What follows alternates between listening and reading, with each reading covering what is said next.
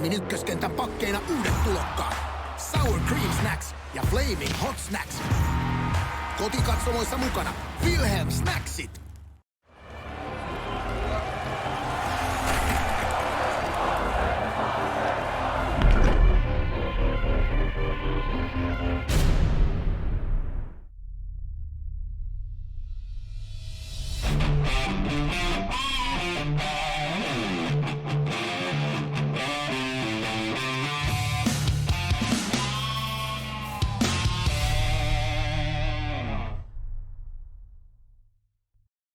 Hello, everybody, and welcome to this presentation of the ECL Elite Division, presented by Wilhelm. Sin, we are back again. We've been here for a few seasons, and how great it is to be back. Season 11 is upon us, the best of the best, going head-to-head yet again for a 15K euro prize pool here. Sin, really, it's an incredible setup that we have going up here. 262 teams in the ECL. We have the top 16 teams in this elite division, and of course over 50 sponsored teams, including from IRL clubs in Sweden, Finland, the KHL, the ECL in general, bigger and better than ever. So excited to be back here. Absolutely. I mean, new season to get underway, a new game on the table as well. I mean, anything can happen here. I think teams are still kind of figuring out what the meta is with so many patches happening too. So it could be sort of wide open here, and you know, a lot of the team changes, roster changes as well. I mean, you name it. There's been a lot of turnover, so I'm really excited to see how this season's going to be playing out. The story of this offseason, of course, the season ending back in June. Story of this offseason, a tremendous amount of turnover, and we'll see that in our second matchup in this broadcast. But we kick things off today with one hell of a matchup, all things considered. Two of the top four teams from last season going head-to-head. It was the second-ranked team last year, and ultimately the championship runner-up in Philadelphia. They'll be taking on hREDS. And Sin, as we get a look at the lineups here between these two teams, compared to some other squads, not as much turnover. So obviously you talk about the chemistry that these two teams might have. I think it makes this matchup a little bit more interesting because you don't have that really kind of that feeling out process. We know what these two teams bring. It's just a matter of who's going to get running out of the gates that much faster than the other.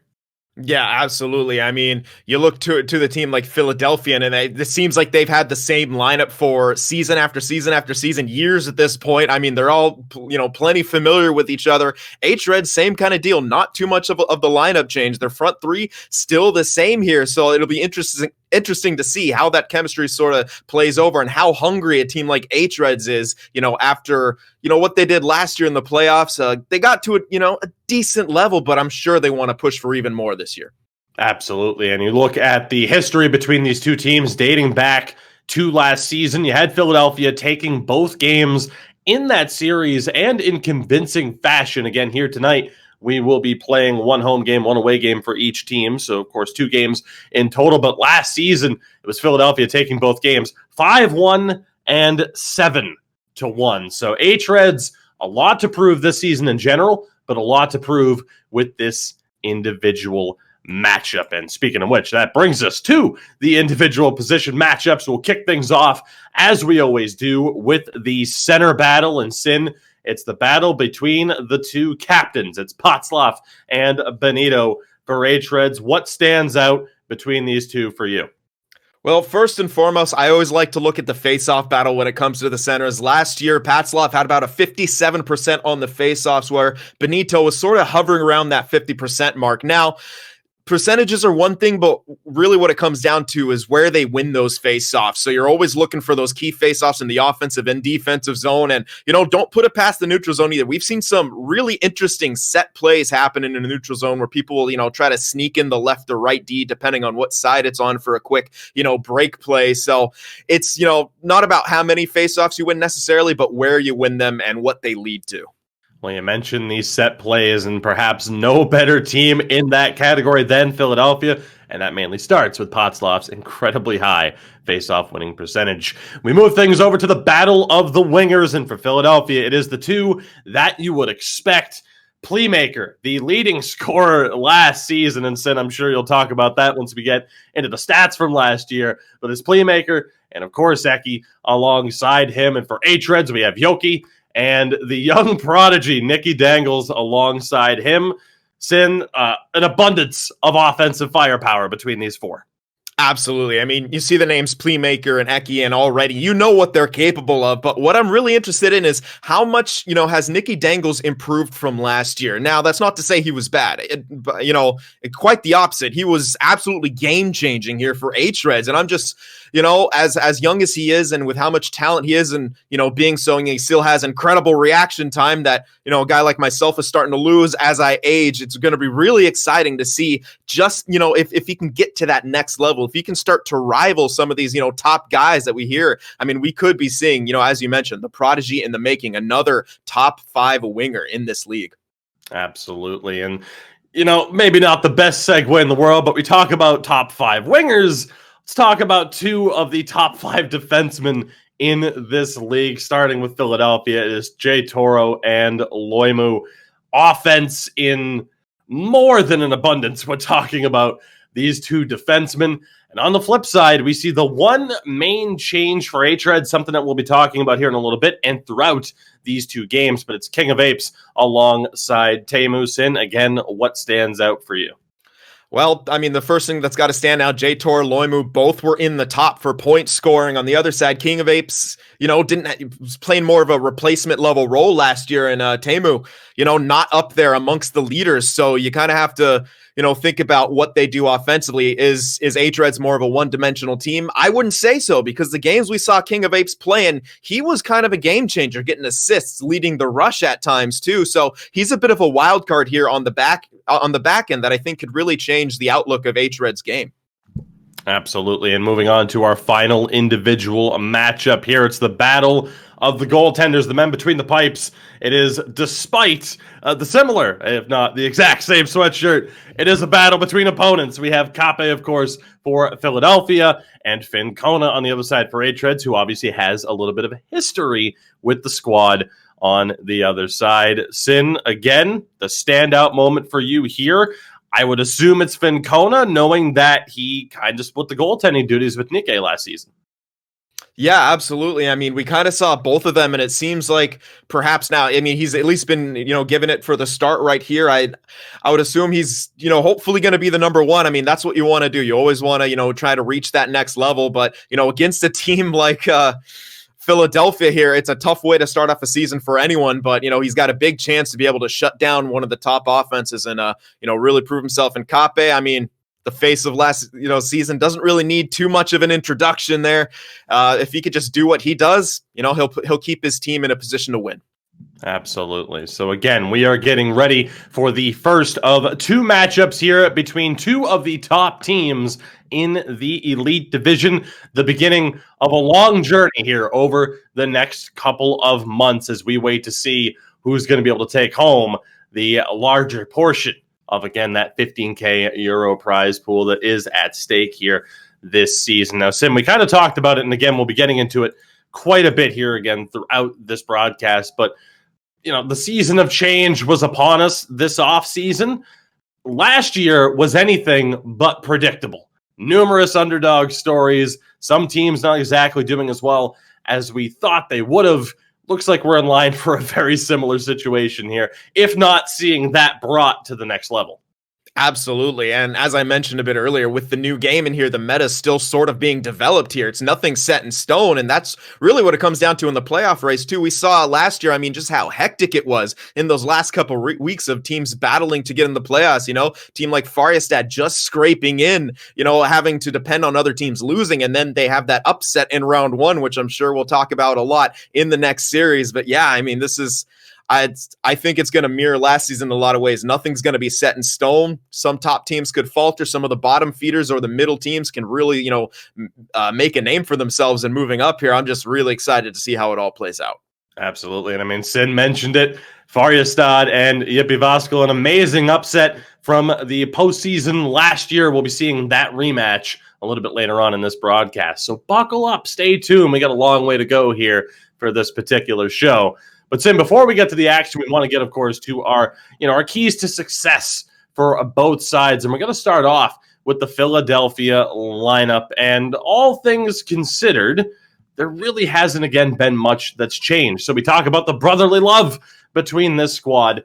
The chemistry that they boast may be unmatched throughout the entirety of the competitive Sixers community, regardless of what side of the pond you might be on. And tonight, if they play their game, it's tough to see them losing this matchup, let alone not making it back to the final. And you talk about their history. They won Season 7. They won Season 9. They had the league's top offense last year, but they fell a little bit short. A 3-1 series lead in the final before losing that, Havu reclaiming their crown that they had won in Season 8. It really has been the back-and-forth matchup between Philadelphia and Havu Gaming over the past few years. And, of course, we're going to talk about hREDS and their desire to break up that power struggle between the top two teams. But Philadelphia, at least as of late, claiming the Finnish championship last month, it might just be the kickstart that they needed to get back to their winning ways. And our second key here, eyes on the prize. Call it speculative,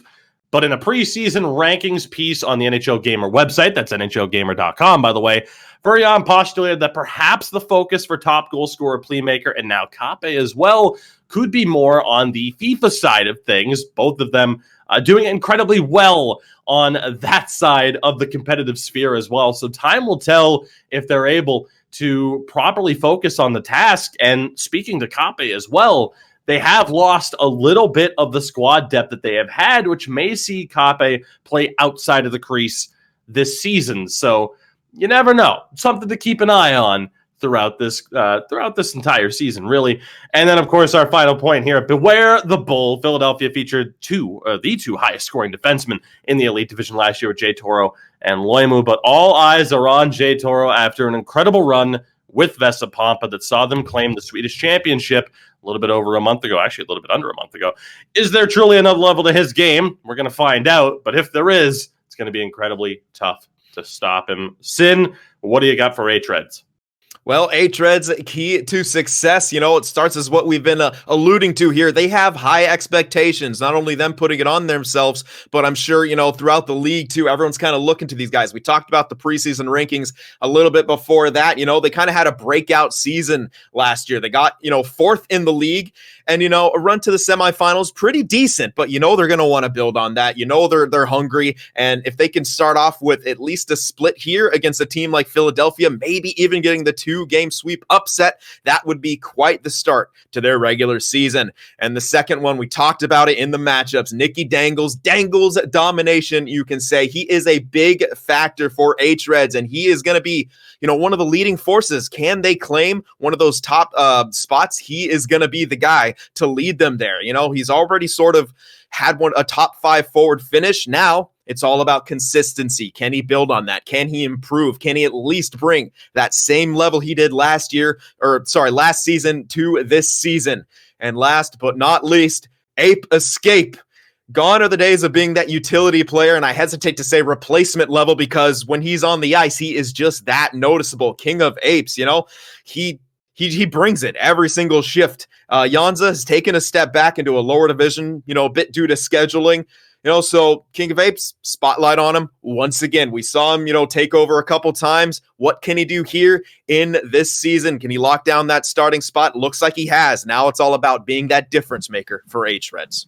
Absolutely. So again, we thank you very much for joining us here. The first broadcast of many right here on the NHL Gamer Twitch channel. Of course, NHLgamer.com for all the information that you need regarding not just the Elite Division here in the ECL, but of course the 3 other tiers that we have. Again, 262 competitive teams throughout these divisions, an incredible amount of talent throughout, but we have the top 16 teams here in the Elite Division. And again, the journey towards the 15K prize pool begins today. We're going to have our first 2 matchups between Philadelphia and hREDS. And then again, a little bit later on, it's a rematch of one of the biggest upsets in league history, Faryastad and Jyväskylä. So very excited to see how this all plays out. Sin, we're going to put you in the hot seat as we always do. Philadelphia and hREDS. Will Philadelphia continue their domination, or are hREDS really going to start taking that step towards proving that they can be the ones to break up that dominant top two? Obviously, I think Philadelphia has all the talent in the world, but I think the only thing maybe that could be perceived as a weakness is sometimes they get off to slow starts. In-game, new season, we'll see if that's the case here. We know hREDS is going to come out flying. So if Philadelphia kind of has a slow start, they could be in a hole very quickly. So they're going to have to make sure that they come out, but you got to give the advantage to the team like Philadelphia, definitely.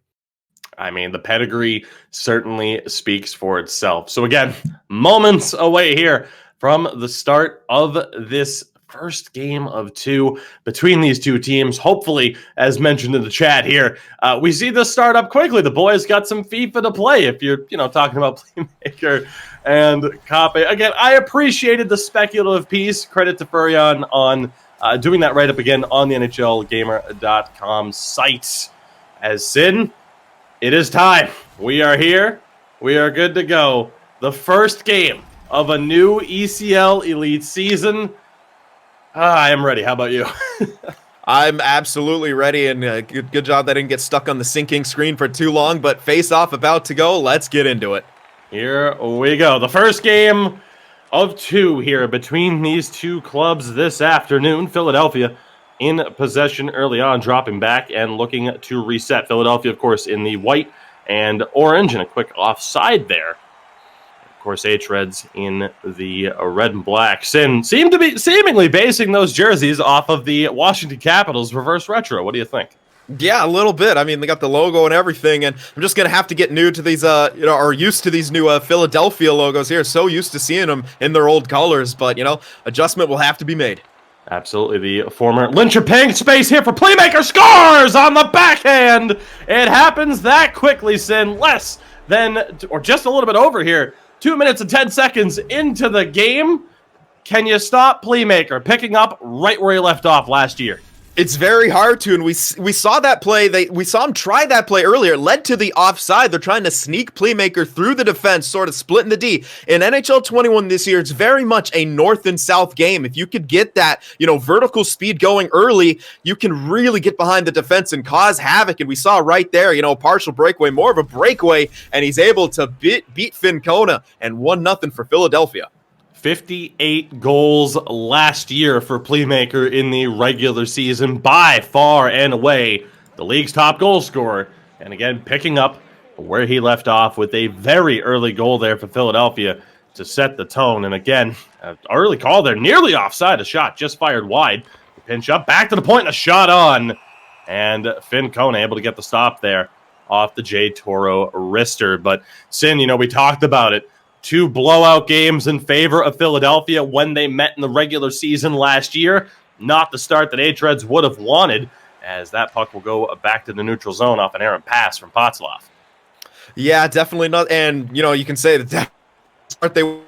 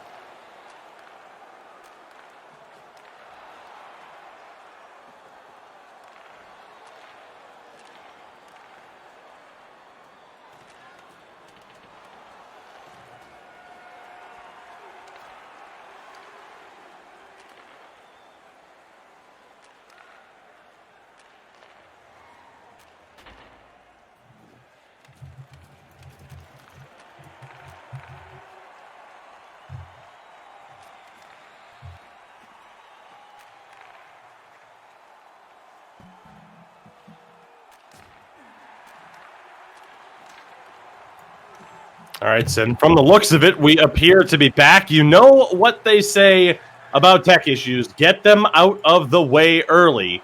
So here we are, back again. We will continue on with this game. You got to love it, Sin. It is what it is. One of the beauties of live broadcasting, right? Yeah, absolutely. We're just fortunate, no goals were scored here. Looks like the neutral zone trap game is starting here. hREDS looking to penetrate the middle. We'll see if they can do that. Back in the zone, but not for too long. Eki able to take that one away. A little bit of trouble here through the neutral zone. Can't work his way clean through. We'll see what happens here. hREDS back in possession. We'll see where they're able to go here, if they're able to find any space. And again, Philadelphia able to shut them down. Not able to establish the offensive zone here, are hREDS so far. Yeah, and as we saw, almost another offsides right there as they tried to sneak Playmaker down the middle, and offsides right there for hREDS. Now, what I'm actually curious for is we have a new deke in the game, the off-the-boards type deke. I'm curious to see if either of these two teams or players from these teams on the forward end have figured out how to utilize that pretty consistently, because it can be tough to master. Bit of space here for hREDS off the draw. Now down low below the goal line. Throw him back in front. Loose puck kick back to the point, and a wrist shot. King of Apes is blocked down, but hREDS still fighting for possession here below the net. Quick pass out, and again back to the point, trying to find those lanes. Philadelphia doing a great job, though, of clogging him up, forcing hREDS back to the outside, and a turnover there. His Playmaker is able to recover this one.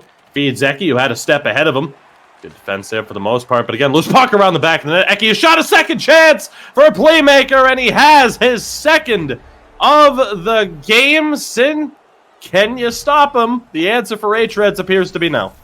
Well, and already he's starting his season out on the same pace he was last year, about 2 goals, 4 per game, and getting it already here in the first period. I mean, we expected to see him score some goals, but it's just crazy the kind of start that he got off to, and he just seems unstoppable at times. That one, unfortunately, unassisted. It was a great job from Patzloff and Eki down low to kind of force that puck out to the slot, and Playmaker's able to bury it. 2-0 for Philadelphia here in the first period. hREDS have got to find a response quickly.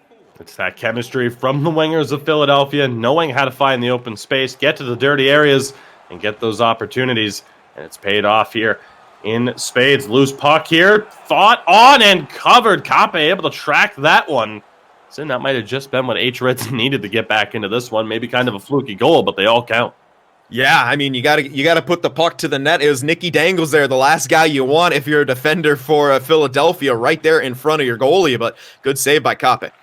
Again, now hREDS trying to work it around the back. Final minute of play here in the first period. Again, the first game of 2 between these two teams. King of Apes can't get that shot on. We know he loves to be offensive. Late rush. Patzloff can't get the pass over to Playmaker. Teemu with a huge play there to rob really what could have been a third goal and potentially a deciding goal for Philadelphia. We talked about it with hREDS having trouble against this team last season. Down by 2. If you fall down by 3, tough to see a way back. But Sin, overall, tremendous start for Philadelphia. Yeah, pretty much a picture-perfect start for them, if I could actually speak here. Playmaker with a couple goals. Their trap looks good. They're lining up the blue line so effectively. hREDS are really hard-pressed to get it into the zone with any sort of consistency, and that, kind of spells trouble for their front three. If Nicky Dangles can't go to work down low like he likes to, the offense from hREDS is just going to be really hard to come by. King of Apes, hard to be a difference maker when you guys can't join the get into the zone and join the rush. We see there just one shot after one period for them, and they had some time on attack, actually, surprisingly getting more than Philadelphia there, but that just goes to show the eye test is just as important as those stats are. I mean, it didn't feel very dangerous anytime hREDS had it into the zone. It seems like they were boxed out. They couldn't get to the danger areas, and Philadelphia did a great job of not only capitalizing on their chances, but limiting the chances coming from hREDS. Absolutely. Now, Sim, one of our talking points before the game was FIFA going to be a distraction for Playmaker and potentially Kape as well. As we have learned, it only may have strengthened their abilities, and the thumbs are on point so far here in Season 11. Absolutely, and we'll see if hREDS have a game plan change for this second period to try to establish, get a few more shots, get a few more chances, test Kape a bit, but so far still unable to gain the zone. A chance here, Jay Toro trying to walk it in himself, finds success. Playmaker tries, and an opportunity for Eki on the rebound just doesn't go his way. What a great play there by Jay Toro. Talked about him as well. That next level that he showed in the Swedish Championship tournament. Again, we'll see if he can match that level, if not improve upon it. As scary of a thought as that might be for his opponents. So hREDS dish it down low into the corner and again around the back, trying to get that low cycle going, but a great job by Loimu to stand in the way. He's back in possession now. As Philadelphia looking to get back in the attack here. Can they get that third goal and add to the lead? Eki is tripped. A power play coming up here for Philadelphia, but still a chance to score late. The opportunity, of course, the extra skater is on Sin, another factor this year. He's not going to play a factor there. But Sin, you talk about all the changes that NHL 22 has to offer. Kape getting a chance up front, and we know that he is more than offensively capable. He is their depth player this year if a skater were to miss a game. But an opportunity here for Eki off the draw. Just can't get that one through. And we'll see what the Philadelphia power play can do as they go to work. Jay Toro rifles one just wide of the corner. Tremendous opportunity, but an even better puck chop there by Nicky Dangles to clear that one out.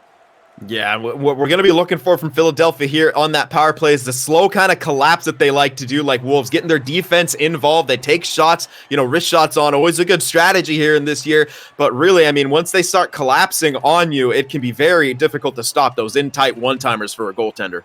Puck around, Eki battling for it, kicks out to the point. We're going to have another power play coming up here as Nicky Dangles touches that one up. 5-on-3, only for 20 seconds. But a tripping call here could lead to a crucial opportunity. It's Nicky Dangles going to the box in. Yep, and if there's ever a time to win a big face-off with Patslov, it would be right now. You want to be able to capitalize on the brief 5-on-3. It starts right here on the dot. And off the face-off, Eki not able to hold that one. Puck cleared out there by King of Apes. That'll pretty much do it there for the prior penalty. Benito back on the ice. And again, quickly dumped back, not all the way down. So we'll see if Philadelphia can quickly work their way back into the zone. And they do. Jay Toro trying to find a little bit of space. D to D and now down low in the corner. Eki, great cycle here, trying to get the shot for Jay Toro, but a better poke check there. As hREDS get this down to 45 seconds left on the man advantage as we approach the midway point of the second period. Again, great puck movement. Playmaker tries to pick the corner, can't get it to go. Again, still a scramble for the puck down low. Kick back to the point. D to D. One-timer deflection bid. Loose puck in front. Covered at the point by Jay Toro. The dish back into the corner. A little bit of competition there for Eki, but he's able to get the pass low. Nearly dragged that one home as it's kicked back over to the corner. hREDS survive. We're back to 5-on-5. But can hREDS get anything going offensively? They're looking for the high-quality chances only. So far, since Philadelphia been able to hold them off. But here's another counter-attacking opportunity here for the former champs, but an errant pass from Eki sees hREDS back in possession. Yeah, and hREDS, I mean, they really got to find something else here. What they're doing is not really working with any sort of consistency, though. They get in right here. Again, Yoki trying to find a little bit of space, tries to send it all the way around, won't be able to be held in at the line. Teemu caught pinching to the far side, or at least to the strong side, a little bit too far on that occasion. Scramble for the puck here. hREDS able to get it deep, and unintentionally, I should add. In a battle for the corner, Eki's able to come up with it using that slightly bigger build at times, at least a stronger build, but he loses it there. Step-in chance, and Yoki is denied on the backhand. hREDS, scramble play here. Kape able to make the stop. Sin, that controlled chaos might be the right way for hREDS to find a way forward here. Yeah, perhaps. I mean, just sort of, trying to get the puck into good areas, maybe towards the net as best as they can. You just need a bounce at this point. Big steal and a puck in front doesn't quite go. hREDS back in possession, shot on. I don't know if that one found its way to Kape either. 4.5 to go here in the second period. Again, the first game of the season for both of these two teams. This playmaker shot is denied by Finn Kona. Again, a loose puck recovered. Patslov doing so well. Great feed there. Loose puck in front. Scramble and fought on for. hREDS will come up with it. Can they get anything going on the counterattack? Easier said than done with the aggressive defense pairing for Philadelphia. But hREDS down low in the corner. Back up to the point once again, trying to get that cycle going. Eki did a great job to break up that pass. Again, circling back, trying to find the space. Great pressure by Playmaker. Leads to an offside with just under 2 minutes remaining. Yeah, King of Apes sort of forced out of the zone right there, and that's the only danger as a defenseman when you turn around to guard that puck. With how big some of these builds are in sixes, they can just shove you out of the zone, and we know how bumps go. It's hard to do anything when you're being bumped consistently, and it proved right there. Good veteran play right there from Philadelphia to push him out of the zone. Final minute of play here. hREDS still looking to get something going on the score sheet. Puck kicked out to the half wall. Kept in by hREDS. Again, trying to find space. Yoki, the pass back just doesn't go. Scramble for it in front. Potslov's able to walk away with it. 4 seconds left. He'll send it down. And Sin, that'll bring us to the end of the second period. So the scoring slows down a little bit there. hREDS not doing themselves any favors, getting into penalty trouble, and still not able to find the back of the net. Yeah, and again, their time on attack keeps growing, but the shots only went up by a couple. They're just not able to find any sort of chances, really. I mean, not to mention big quality chances. I like what they did there. The adjustment made sort of throwing pucks on net, looking for deflections, looking for bodies, looking for a bounce. It's just not quite enough, and we're seeing Philadelphia, their trap game, their defensive zone play really coming to fruition. They're collapsing as one. They're lining up at the blue line as one. It doesn't seem like they've lost any steps over this offseason, and they're looking in top form already here early on. The former champs are ready to go for the third period here. The opening draw, great stretch play. Benito, the chance, is tripped. We'll see what happens here. It's going to be a penalty shot. A gigantic opportunity here for hREDS to find the back of the net. Can they do it? They can't. He misses on the backhand, and Sin, that just kind of sums up how hREDS' game has gone so far. Yep, close, but not quite close enough. And Kape in decent position anyway for that, but a good tie-up play here for hREDS, intercepted by Potslov. The doing well, getting it back on the loose puck, scrambles. Kape down in the butterfly early, and able to find that one on the coverage. So hREDS, promising team, won 26 games last year out of a possible 30. Right now, still just not able to find their footing against one of the perennial contenders in the Elite Division. Former two-time champs in Philadelphia. Runners-up last year. Here's Eki. Tries to drive to the net. A scramble around the back. Philadelphia still in possession for the moment. Tried to get it in front again. J. Toro shot on. Fincona with a big stretching save there. See, again, hREDS trying to get it out. They finally find the lanes with the back pressure. So immense around the back of the net here. Philadelphia still trying to get something going here, finding that third goal for the insurance playmaker. Not able to get that one in front. Now he does there. Jake Toro on the backhand attempt. Decent option. hREDS again back, but Sin, we talked about the offensive effort as playmaker nearly broke away with that one. But we talked about the offensive effort. Jay Toro and Loimu, though, that good defensively as well. Gets the one-timer. Playmaker tried to get it on the rebound. Potslov just not able to bury that one. Holding it back in the office. Couldn't get it to Playmaker, though. Good tight defense there from Aoki. We have nearly 7 minutes gone here in the third period. The first game of the season between these two teams. Playmaker draws the trip. And Sim, for the third time in this game, Philadelphia going to the power play. Yeah, and that's a bit of a maybe not a frustration penalty, but a bit careless right there in the defensive skill stick of King of Apes. You know, Playmaker being that right-handed, he wasn't in the best position to try to defend against him, but you got to force turnovers right now if you're hREDS. So I understand where he's coming from, but now short-handed once again, we'll get to see Philadelphia's power play go to work, but they'll have to do it on the break-in. A good clear from hREDS to start off. Here we go. 1:20 left to work with here in this man advantage. Working it at the point again with Loimu. Those quick passes down low with Eki. Jay Toro, that slow, suffocating style, Sin. You got to love how Philadelphia work it, quickly moving those defenders closer and closer to the face-off dots. But right now, hREDS doing a decent job here of clearing the puck. 30 seconds left now on the man advantage.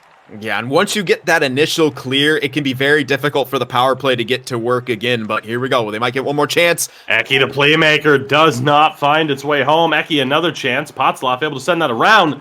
Should be to the open man, fresh out of the box. Here comes Teemu. Drops back again. King of Apes now can't get the shot off. As Eki able to get a stick on it. He'll find Playmaker on the pass. In open space, the big spin. Maybe trying to draw the call there more than anything. Still didn't happen. And Yoki tries to find the pass. And again, Sin, the incredible blue line control for Philadelphia on display. Another offside call against hREDS.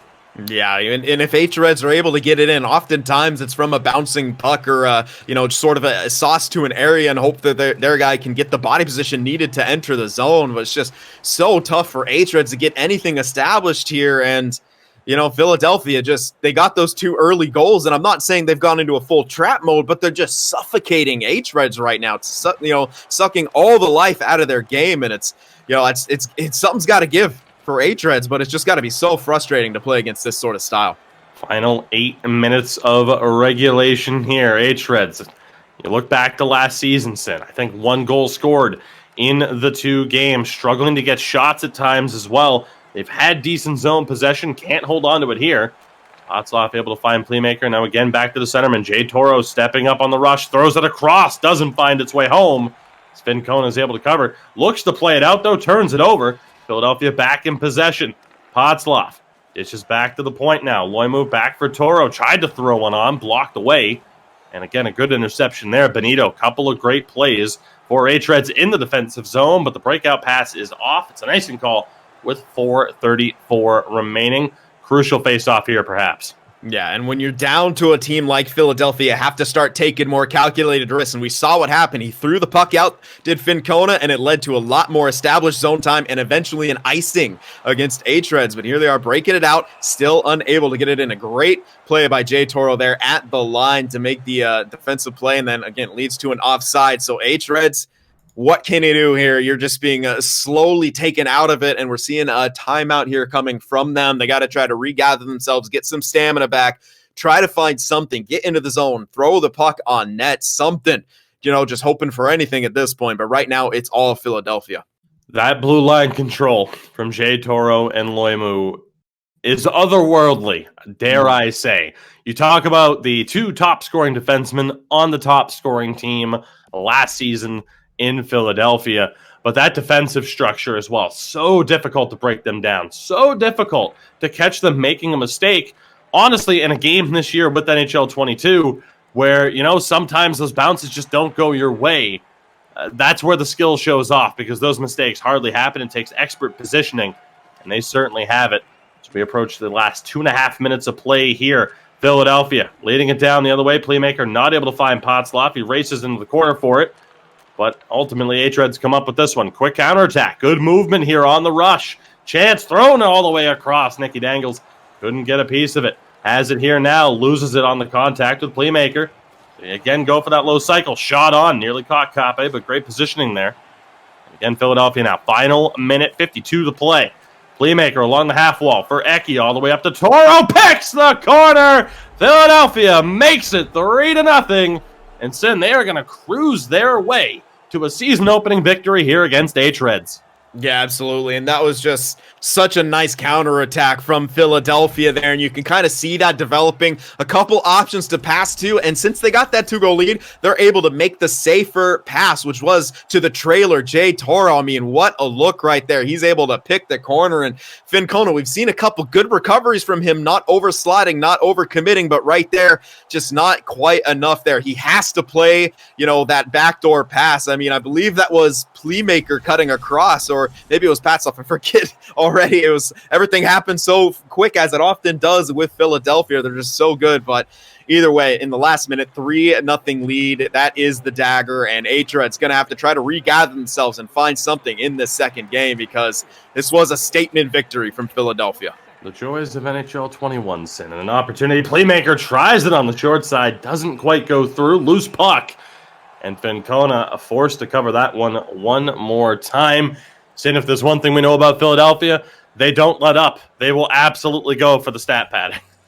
Absolutely, and why not? I mean, I agree with that mentality. You keep playing till that final whistle here. But wait a sec, hREDS maybe with a breath of life. Can they get that loose puck? They cannot. Jay Toro able to find Loimu here, and a quick outlet pass up to Playmaker. Trying to work his way through, showing off the dangles there. King of Apes, I don't think taking too kindly to that. Defended it well. 10 seconds to go here. Can hREDS get on the board? Loimu having a little bit of trouble here with that forechecking pressure. Make it 5 seconds. Nicky Dangles gets it out to King of Apes. And Sin, that will do it. A season-opening victory for Philadelphia. 3-0 is your final. Kape, with 5 shutouts last season, and gets his first in just his first attempt. Yep, I mean, that's pretty much the ideal start for Philadelphia here, and Yeah, what else can you say about Koppi's performance? He made the saves he needed to, probably didn't face as many, high danger chances, but I mean, those in tight chances with those bouncing pucks, so difficult for a goaltender. Remain calm and in position here, but he practices plenty, and he remained cool, calm, and collected in the crease as he so often does. And Philadelphia, as you said, cruise to that victory here in the season opener. We get another look at that just exceptional pass back to Jay Toro. I mean, yeah, I'm sure he's thanking him profusely in that party chat, because that was an excellent look right there to find him with some space, and he's able to pick the corner there. But pretty much a picture-perfect start for Philadelphia. I think the only thing that could have gone better is, maybe Playmaker getting that hat trick. But other than that, what else can you say? It was just a great win. Close stats, all things considered. Sin, you mentioned it at times. hREDS doing well in the possession game. Ultimately, just not what they needed, though. We will see if they can put up a little bit better of a fight in Game 2, which we will be bringing to you here in just a matter of moments. And, of course, after that, remember, don't go anywhere. Our second matchup of the day, a rematch from the first round of last year, as we saw one of the biggest upsets in league history. We have Faryastad, FBK, going up against the Jyväskylä. So, again, don't go anywhere. We'll be right back, though, after a word from our sponsor. Spend a moment with Wilhelm. Parasta purtavaa kauden kovimpiin koitoksiin. Sour Cream Snacks ja Flaming Hot Snacks. Kotikatsomoissa mukana Wilhelm Snacksit.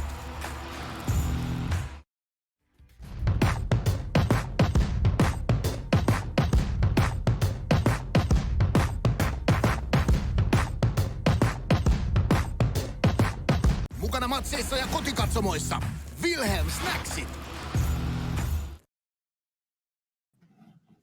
And we are back, Sin. Some sweet wallpaper, the perfect thing to go with some Wilhelm snacks. Of course, Wilhelm, the proud sponsor of the ECL Elite division here for Season 11. Sin, we just got done watching the first game of 2 between 2 of the top teams in the league, and we have one more game to go between 2 said teams. Of course, again, it's been a very interesting offseason, a lot of movement here as we'll get you a look at how these 2 teams really kind of, I guess the grand landscape of the league here. And again, as mentioned, an offseason defined by a lot of changes, all things considered, a lot of teams, rebranding, picking up sponsorships from, different esports organizations that are out there.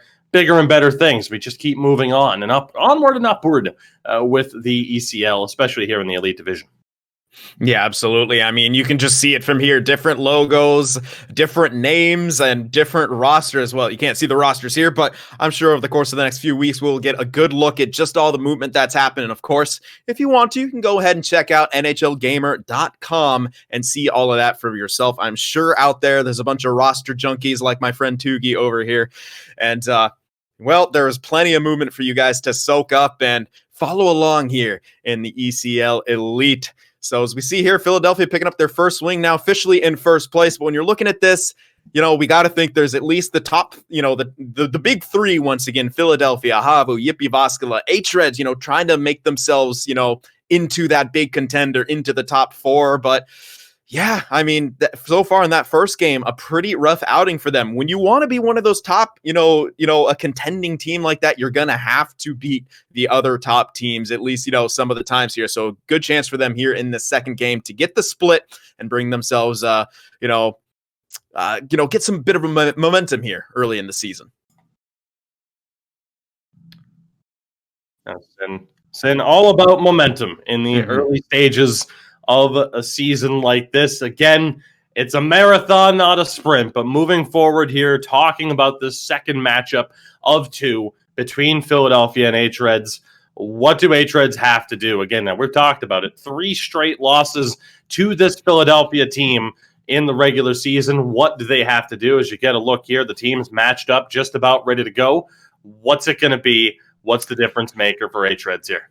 Man, Honestly, as simple as it sounds, sometimes the simple is what works. I think they need to throw a few more pucks on net. There was a couple opportunities for King of Apes there, especially towards the end there in that last little rush where that didn't matter entirely. But I mean, a couple times he got the puck on the point, hesitated a bit, looked for the pass. And by that point, it's too late to take the shot. And he kind of gets caught in no man land, either turning it over or not getting his pass through. Either way, he can get caught in that situation with how fast that Philadelphia can counterattack. You don't want to put yourself in that situation too often. So sometimes the easy plays are what's better. Just throw the puck on net, make the shortest pass available, simplify here for hREDS. And I think they might see a bit better results, a few more pucks to the net, at least try to test Kape a bit more. They might see if, get a couple to go in, because getting 0 goals again is not going to be what they want.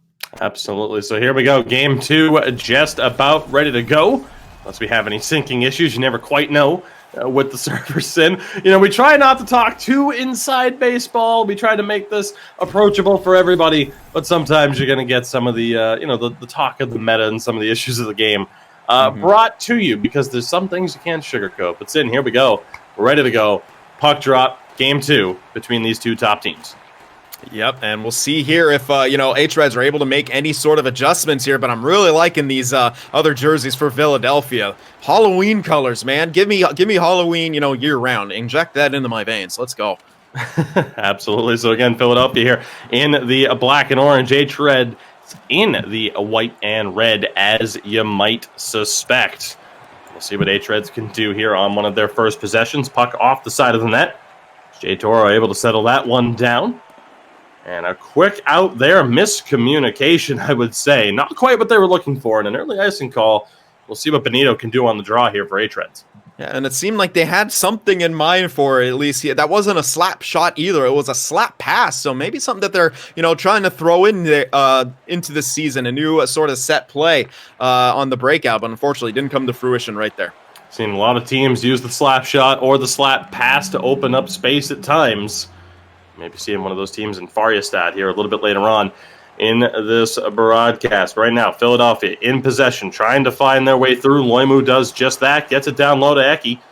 Now here's Playmaker in the corner, has a couple options, goes back to the point, and again back down low, trying to open up space, banked off the back of the net by Eki, and Potzloff recovers, only to lose it to Yoki. And here come hREDS, 4-on-3 potentially. They slowed up a little bit there, though, Sin, on the far side. I'm a little bit surprised. A bit of a passive move there from hREDS. Yeah, maybe a little bit too much hesitation, and giving a little bit too much respect to their opponents. Here, J Toro denied shots. Sin, we talked about it, was J Toro going to step up this season. He's stepping up a lot offensively, physically so far, in a literal sense. But here we go, though. hREDS on the counter. Yoki, can he find that little bit of space? Loose puck is recovered, and they score! It's King of Apes taking the monkey off the back and bowling it to the sideboards. hREDS are on the board, and they have the lead early in this one. Well, I'm not going to say he was listening to me, but he did take the shot right there, and what a time to do so. Wide open, the 1T puts it home against Kape, and that's what happens. Put the puck on the net. Good things can happen. The excellent start for hREDS there. King of Apes, as you mentioned, getting the monkey off his back here. And, we'll see if hREDS can build on that. But, Philadelphia is going to want to be pushing it back hard. Now it's about hREDS. Can they choke out their offensive attempts? See what happens now. hREDS in possession through the neutral zone. Yoki able to find that quick pass to Benito, but good physical play there. Loimu looking to step up alongside Playmaker. He gets the puck back, but a good poke check on the back pressure. Frees it up. hREDS, though, struggling a little bit. Loimu, great pressure. The defenseman stepping up with Potzloff covering him. But ultimately, hREDS recover only. See a pretty brutal turnover there. Potzloff, the captain, working it the other way. Loose puck. Not able to be recovered at the point. hREDS storming down the wing. Backhand scores! That's Yoki! And hREDS have found their scoring touch. Really turning Philadelphia's aggressiveness against them. And a much better start here. Absolutely, and that's what you have to do against a team like Philadelphia. Once they get a lead, we saw it from their blue line, ability. They can just choke you out right there, but if you flip the script on them, get themselves a lead, they're going to have to open up. J Tor and Loimu going to start taking, a few extra aggressive steps to try to generate that offense, and you got to counter on the counterattack as they did right there. hREDS up 2-0 here in the first period. And we'll see how Philadelphia responds. Still 7 minutes remaining now in the opening frame of this second game between the two teams. Again, the ECL Elite Division Season 11, brought to you, of course, by Wilhelm, and an opportunity here for hREDS in response, and Kape forced to make a tough save. So you could say hREDS right now, the one feasting. This is a pretty big surprise. I mean, the time on attack's not there, but almost every single attack from hREDS looking dangerous when they get those clean entries over the line. Absolutely, and it's almost an opposite start from what happened last game. Last game, Philadelphia got the 2 quick goals on sort of the rush type plays. Now hREDS, the same sort of deal here. So you can see it's not all about time on attack. It's not all about how many shots you get or how much time on attack. It's all about the quality, and they're able to break through Philadelphia's trap pretty quickly here, and now they have them on the back foot here. So we're getting pauses from each team. I'm not too sure if timeout's happening, if there's some other issue. I'm sure we'll hear about that, but gives us time to sort of chat about what has transpired thus far. And I mean, this is the response you want if you're hREDS. You don't want to lose 2 straight. You want to be one of these top teams. Your response has to be good. And I think that's about as good as it gets right there. 2-0 here early on, but we know all about Philadelphia. We know that they can come back in a series and in a game. So hREDS, not out of the woods quite yet. They're going to have to keep the pedal to the metal here. We've seen hREDS be able to get on the board. Now that defensive merit going to be tested. Under 5.5 to go now in the first period. Philadelphia on the attack. Eki tried to work his way through. A puck on Fincona, poked away. One-timer blocked down. Great job there by King of Apes to get into the shooting lane. Here comes Yoki down the other way. Loose puck, battled for along the blue line. Eki now in the neutral zone. Forced to drop it back. You see the fast movement from Philadelphia, perhaps a bit too fast. hREDS doing a great job being in the right place at the right time. A quick turnover there. Nicky Dangle's not able to make the pass. Brutal turnover by Loimu, and a chance now for the hREDS down the other way. Quick movement once more, trying to find that open space. Can they catch? Philadelphia being a little bit too aggressive, not on that attempt. Good movement here from the 3 forwards. Playmaker steps in, gets it to Potzloff, who scores! And Philadelphia respond in kind. Defense to offense from the front 3. Sin, unlikely you're going to shut them down for good, but a good bounce back for Philadelphia. Yeah, and if you're hREDS, now's the time you kind of have that collective gasp, like, uh-oh, we just had the advantage. They took, they're back within 1 so quickly, but you can't change up your game plan. You got to be able to stick to it. You got to try to still, assert your own dominance here against a tough team. I mean, it's going to be tough. That was an excellent play from Playmaker on the rush. Perfect stick positioning to be able to thread that pass through. And, Potzloff opened himself up beautifully for that one-timer. Not a whole lot Fincona can do on that play. It's just you can't overskate your mark right there. And it can be tough. You're trying desperately to hustle back. And, in that case, hREDS not able to defend against it. 1-goal game now at the end of the first. 5 seconds left. One final rush. Potzloff knocked off the puck by Yoki, and that will do it.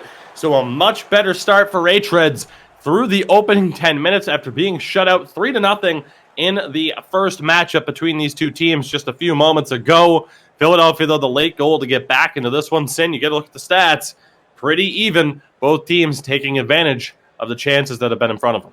Absolutely. 2 shots, 2 goals for hREDS. Kape, after getting the shutout here, might be feeling, a bit robbed right now, but that's all right. Things seem to kind of happen in waves here. Last game, a lot more shots. This game, not too many shots, but a few more goals here. So we'll see what happens here in the second period. Again, here we go. Puck drop for that second frame. hREDS able to get possession out of the gates. We'll see if they can do anything with it here. Again, there's constant drop back passes, prioritizing possession over trying to force any opportunities over the blue line. As a great stretch pass there to Eki. Opportunity, and he scores! Playmaker, picture perfect pass to find Eki, the 2 deadliest forwards in the ECL Elite Division last season, picking up where they left off, and Philadelphia have tied this one up since. Yeah, just like that. I mean, there is no quit in this team, as there shouldn't be. I mean, we talked about it last game. There's no quit when they're ahead. There's no quit when they're behind. Excellent player right there. And Eki, such a nice move. So often it's hard to pull goalies off the short side post, and he sort of, faked back across. You can think you know, you got to be able to see that coming, but it's so hard as a goaltender to be able to match the speed of a forward cutting in like that and cutting across your body. I mean, if you slide, you can overshoot it. Jay Toro nearly picks the corner blocker side. Great opportunity in response. Playmaker, great effort on the forecheck. The slap shot blocked down and sent the other way. So Philadelphia overcoming a bit of a slow start. They're back in this one, and Sin, there you saw it again. Trying a little bit of the extra effort on the pass. Playmaker just not able to pick it up. It'll be an icing here. hREDS, good opportunity in the offensive zone. And on that one, you probably would have liked to see the slap pass instead of the slap shot itself, but there is the issue of it getting picked off. So either way, a good attempt. Loose puck here being fought on for. hREDS able to come up with this one. Good physical play by Loimu, but still not able to recover it. Again, a scramble for it down low, but it is covered by Kape, and we'll get another draw in the Philadelphia zone. Of course, we talked about it. Potzloff, one of the better centermen in terms of face-off winning percentage. And Sin right on cue. He wins that one. Yep, and it's a big defensive zone win right here. You can't let hREDS start to, take any momentum back. A big hit, though. We could see a turnaround, but a good job of everyone in Philadelphia getting back. Speaking of momentum, Playmaker laid out. Chance and a loose puck on the line. Kape able to squeeze the legs and stop that one from going in. Nearly an own goal from Jay Toro. Talk about what could have been a momentum changer. Yeah, and with that shot animation, I believe he saved a goal. Have been going for a bump there, but hREDS may be able to sustain some pressure here. See what they can do off the D-to-D pass. Down low into the corner again, trying to work it around the back. Nicky Dangles nearly cut back in front. Trouble here for the Philadelphia defense. Jay Toro still not able to get this one out. Great effort. Relentless forechecking from hREDS. The opportunity again. Nicky Dangles back to the point. Defense looking for space. Teemu over to Apes. And now again along the half wall. Now in the corner.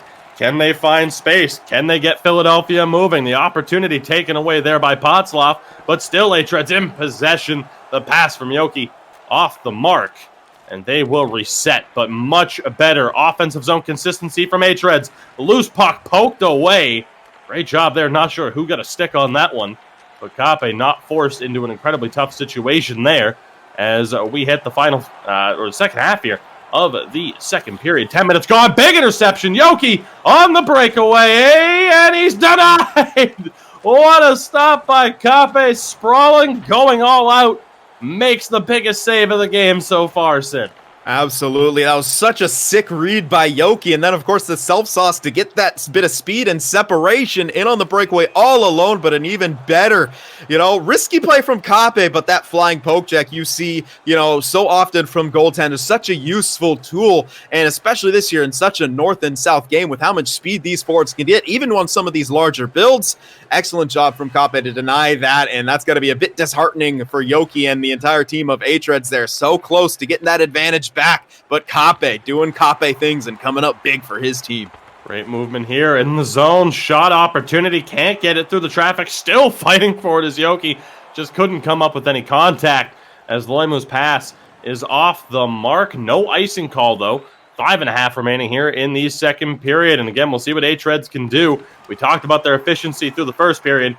Kape, though, taking away the best opportunity, you could say, of this game. Excellent timing at the blue line from Philadelphia. Sin, I think that's probably their biggest trademark. Havu's as well. The ability, right when you think there's no way they're onside at that point, picture perfect timing on the passing, gets them those extra opportunities. And we nearly see it here from Jay Toro, but he's able to at least carry it in the zone before losing it. Great effort here. Eki off the steal. Can't get it.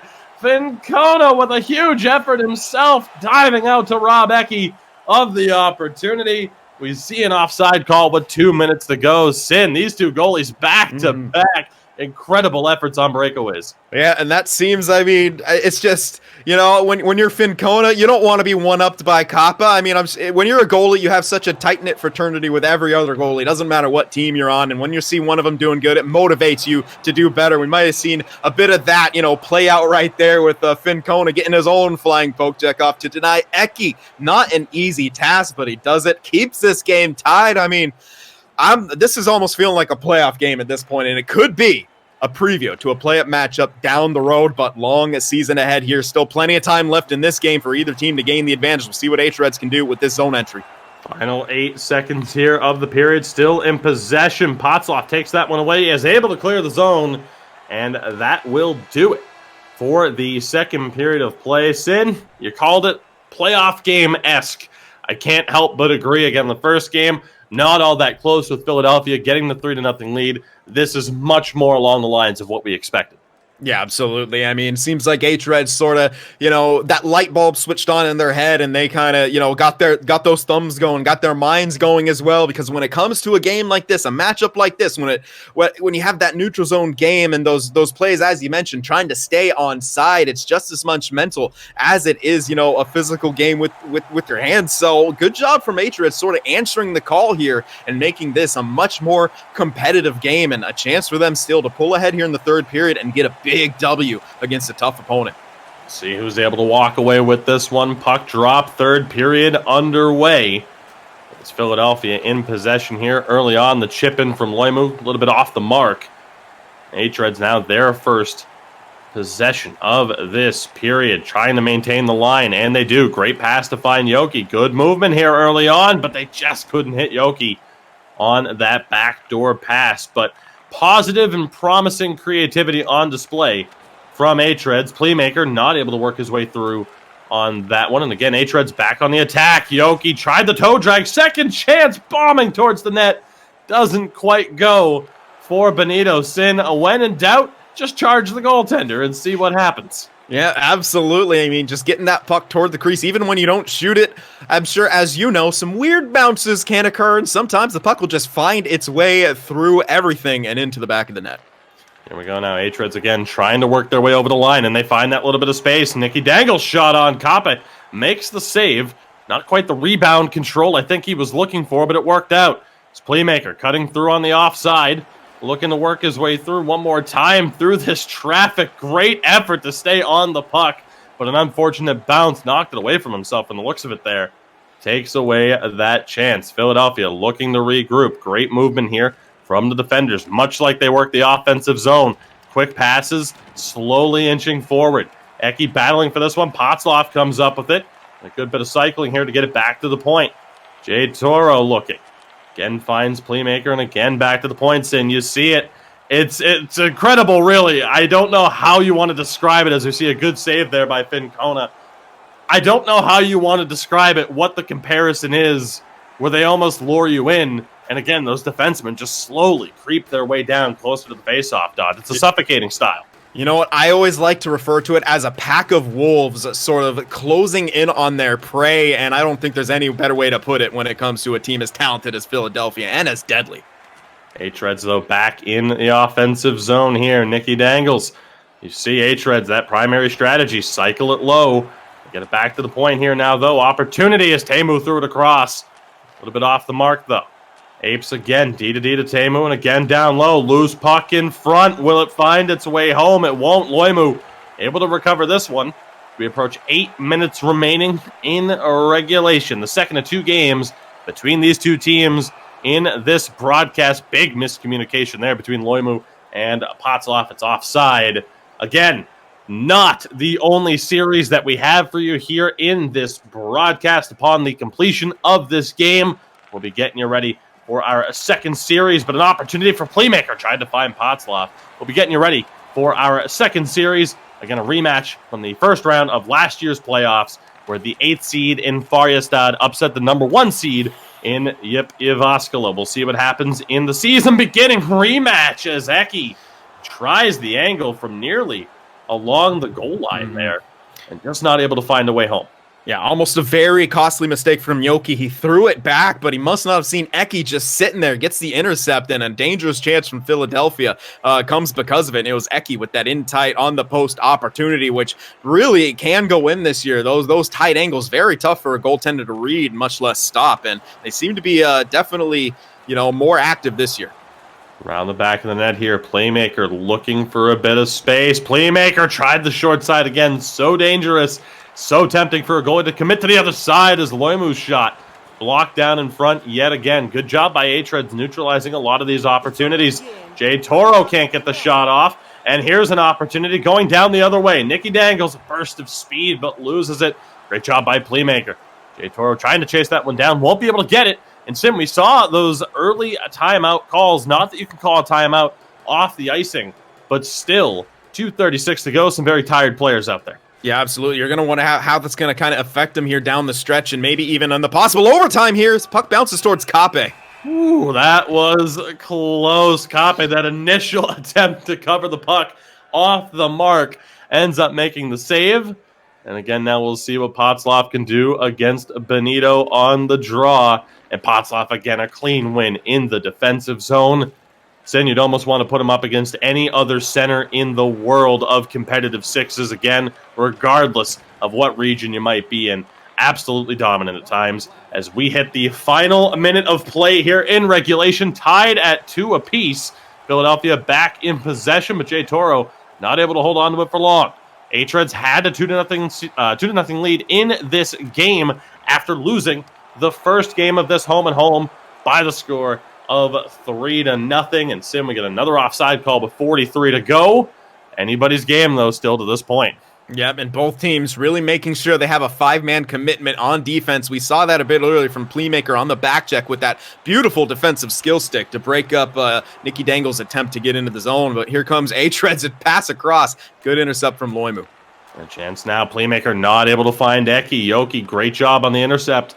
On the back check, can't hold on to it there. Scrambled and fought on for it. Playmaker will come up with it, but not able to find space. 20 to go.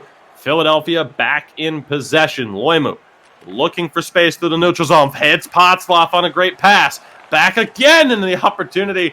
Just didn't get the most of it to Potzloff. The pass for Eki doesn't go. 5 seconds remaining now. hREDS back in possession. Sin each team at the very least. A big save there at the end by Kappa. Each team will survive. They go to overtime. We still got a bit to play for. Yeah, and you know what? Both of them securing a point here at least, so that's a good thing if you're hREDS especially. You know, at least you get that point, but you really want to get this extra one. But on the flip side, you also gave Philadelphia a point. Now, they're pretty much expected to be on top of things, but if you want to improve your chances, if you're thinking big picture stuff here, you want to make sure that they, perhaps, Philadelphia has the toughest road to get back to the finals, and starting off pretty good for themselves, guaranteed 3 points here. They're going to be pushing for that extra one. Look to see J Toro and Loimu maybe take a few extra chances here. Not to say that they'll be overly aggressive. Anything can end it here. Oh my goodness, what a move. Nicky Dangles showing off the dangles, but a loose puck here. Eki has it for the moment. J Toro able to settle it down. Here comes Philadelphia on the counterattack. Playmaker circles back, has a couple of options. Feeds Eki at the point. Now again down to Loimu. Tried to hit J Toro. Pass off the mark, but no danger. Down the other way. Philadelphia will reset and regroup. Here comes Loimu. Couldn't time the pass there. Playmaker trying to fight to get it back. Showing that aggressive forechecking strategy there. And a great hit. Opportunity. Loimu to Playmaker, but a great job in recovery. Teemu able to take it away. J Toro's shot nearly deflected. And this one's kicked all the way back. So great pressure from Philadelphia here over the last 2 minutes or so. hREDS able to hold on. Good poke check there. And an opportunity down the other side. Trying to work his way through. Great passing, and they score! A tremendous display from the front three of hREDS. And they steal the game back from 2-0 up to tied at 2. And the winner, Sin, in overtime. hREDS, a statement victory, and all in all, a solid way to start their season. Yep, and I believe that was Nicky Dangles there getting the game-winning goal from Yoki. If I'm not mistaken, it did disappear pretty quickly. No chance to see the replay there either, but that can happen late in the game. You lose like that. That's a tough one for Philadelphia. But you know what? The bright side is they were able to get the point. They were able to come back from the 2-0 deficit, but with how much pressure they were getting there at the end, it looks like we're going to get another look here at the maybe the transition leading to the goal, or perhaps they're just wanting to see something. We're seeing Loimu getting wrecked right there, but I mean, I was really enjoying Philadelphia's pressure, and as I mentioned, maybe a few more chances going to be taken by Loimu. He had a big hit to keep things going. We are getting a look at it. It was Nicky Dangles from Yoki.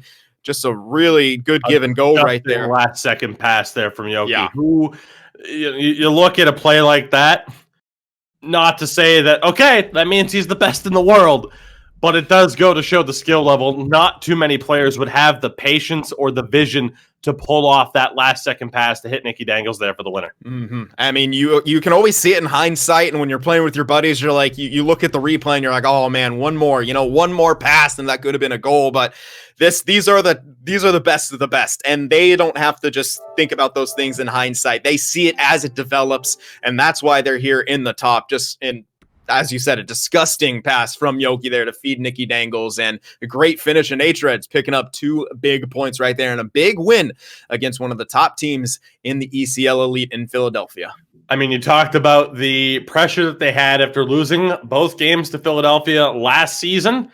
You lose 3-0 in the first matchup, but a great way to battle back, get that overtime win, and of course, a long way to go to see the journey of these two teams throughout the ECL Elite Division here. Season 11.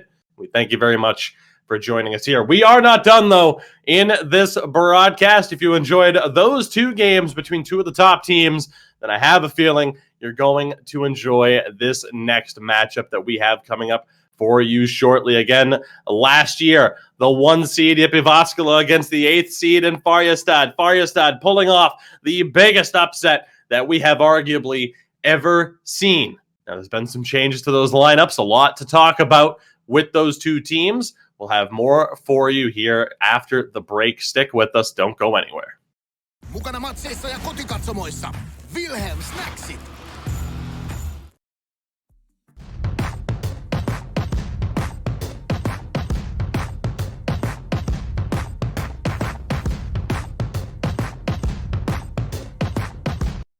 Wilhelmin ykköskentän pakkeina uudet tulokkaat.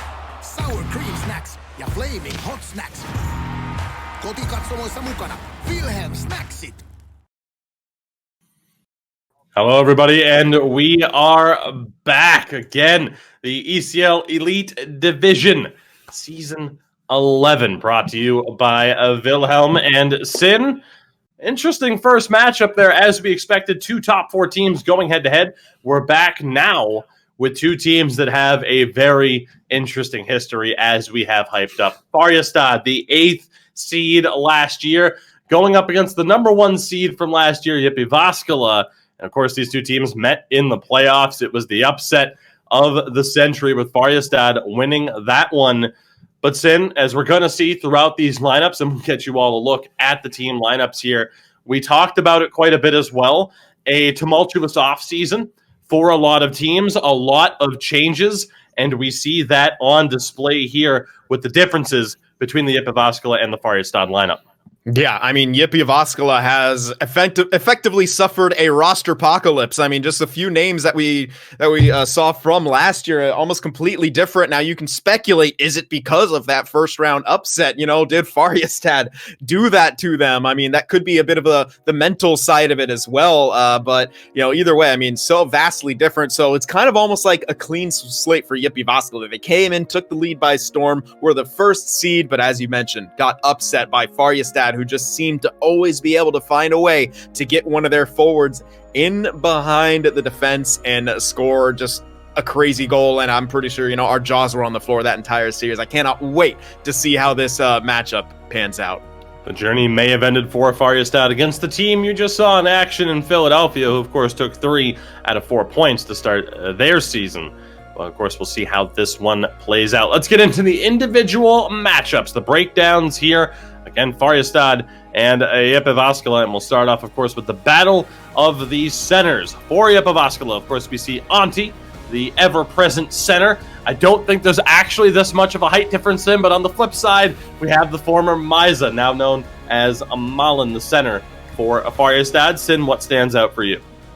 Well, when it comes down to it, I mean, neither of these guys really has the advantage on the face-offs, but I feel like, you know, when we mention, I'm gonna have to get used to saying his new name, Malin here, he's always seeming to win those big face-offs. His percentage is not there, but he always seems to be able to get that advantage, and with how quick Faryastad can strike on those things, I mean, you're gonna need a good defensive center, and Malin is he's really that. When your wingers are going, you know, that ham and going back and forth so often, your center has to be steady. And Malin is definitely that guy for Faryastad. Absolutely. So again, a very interesting center battle here between the two. Face-offs, of course, going to be key. This matchup a little bit closer in that regard. So definitely up for grabs. But Sin, here is where things get incredibly interesting for these two teams as we move over to the battle of the wingers. And starting off with JYP Jyväskylä, we'll get into it a lot more, but a new addition in Avatu alongside Indy on that right-hand side. And again, we see a change for Faryastad on the left. Again, don't think he's actually that small, but he is that fast. It is Afe alongside another new addition and Antonio Mananen. So intrigued to see how this one plays out. Of course, then as we'll talk about, Antonio known more as a defenseman, so really stepping up here in an interesting way. Yeah, it was announced, a few months ago on Twitter that he was looking to play some forward. He got wished the best of luck by his former club in Vesa-Pampa here. And Afe, I mean, he's the guy that seems to have a build for every situation. We've seen him on a bigger build. We've seen him with that tiny build able to get behind the defense. So I'm really, you mentioned him being short right there. Well, he does use one of those 5'7" builds from time to time. So we'll see if he, pulls that out here in this situation. And I'm really curious to see Antonio and how he, kind of develops as a forward. Very good as a defenseman and incredibly good on the offensive side of things. So I'm thinking that'll translate pretty well here. And moving over to the battle of the defense for JYP Jyväskylä, we see the reunited pairing. It was a question as to whether or not this would be the pairing for JYP this season, but we have Domi and Ilmari. And on the flip side for Faryastad, a new combination. Furrion comes over. Rubitus, known as a left defenseman, moves over to the right-hand side. Yep, and, Domi, it's really good shutdown. When you think about JYP Jyväskylä last year, their shutdown was good. Now that came from the 5-man commitment to it. And Domi, very, very good on the defensive end, but did lead his team in giveaways on top of takeaways. Now that can make sense. Defensemen face a lot more pressure from those forechecking forwards. And, those stretch passes can turn to turnovers, from time to time. But JYP Jyväskylä, with how good of a counterattack Faryastad has, they're going to have to really try to limit those sort of mistakes from both of their guys on the back end. And as we have been corrected, Furrion in chat, which, doesn't make me think of Tyson Fury, but fair enough that he views himself in that way. The Gypsy King of the defense, Furrion in the lineup for a Faryastad this time out. Now, Sim, we move over to the battle of the goaltenders, and again, we see a massive change and a different way to say a name. As for JYP Jyväskylä, we see another new addition in Teme, and for Faryastad, the former Rundqvist, it is McSavid now between the pipes. Yeah, I think he's going with McSavid here. I thought he was memeing when he announced this on Twitter, but it's hard to read Rundqvist, and it looks like he was absolutely serious. McSavid back there, and Teme has some pretty big shoes to fill. Sibelius, far and away, one of the top goaltenders in the ECL last year, and Teme, like I said, got some big shoes to fill with Sibelius moving over to Habu Gaming. He's really going to have to step up, and we're going to have to see if that defensive style from JYP Jyväskylä can help him along the way. So a lot to talk about here. Let's start off the keys of the keys to the game, the keys to victory, the keys to success for these two teams. We are going to start off with Faryastad here. Again, you talk about the big changes that we had seen this offseason, and it really was a truly remarkable amount of movement that took place, and FBK weren't exempt for those moves.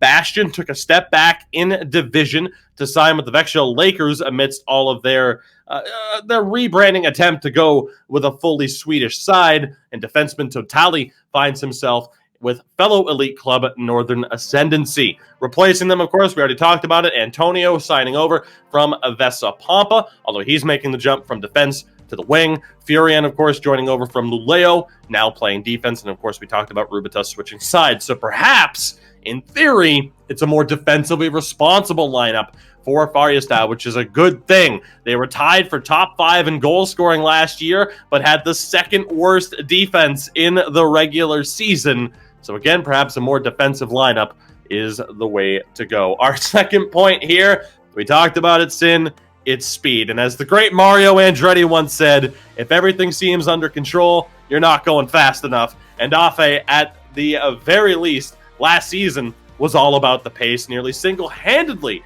the strategy of dumping the puck to hit a breaking Afe led to that playoff upset.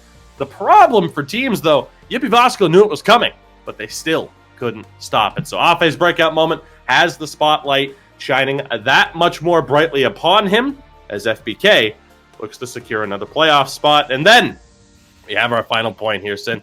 New name, same great hair, the former Rundqvist, now McSavid, highly touted by the two of us last season and throughout the postseason, and I'd say justifiably so. For good reason, he has the ability to single-handedly steal games, and with that potentially more stable defensive structure in front of him, this could be the season where he solidifies his name amongst the best in the Elite division. Sin, what do you got for us? What are the keys for Jyp Jyväskylä here?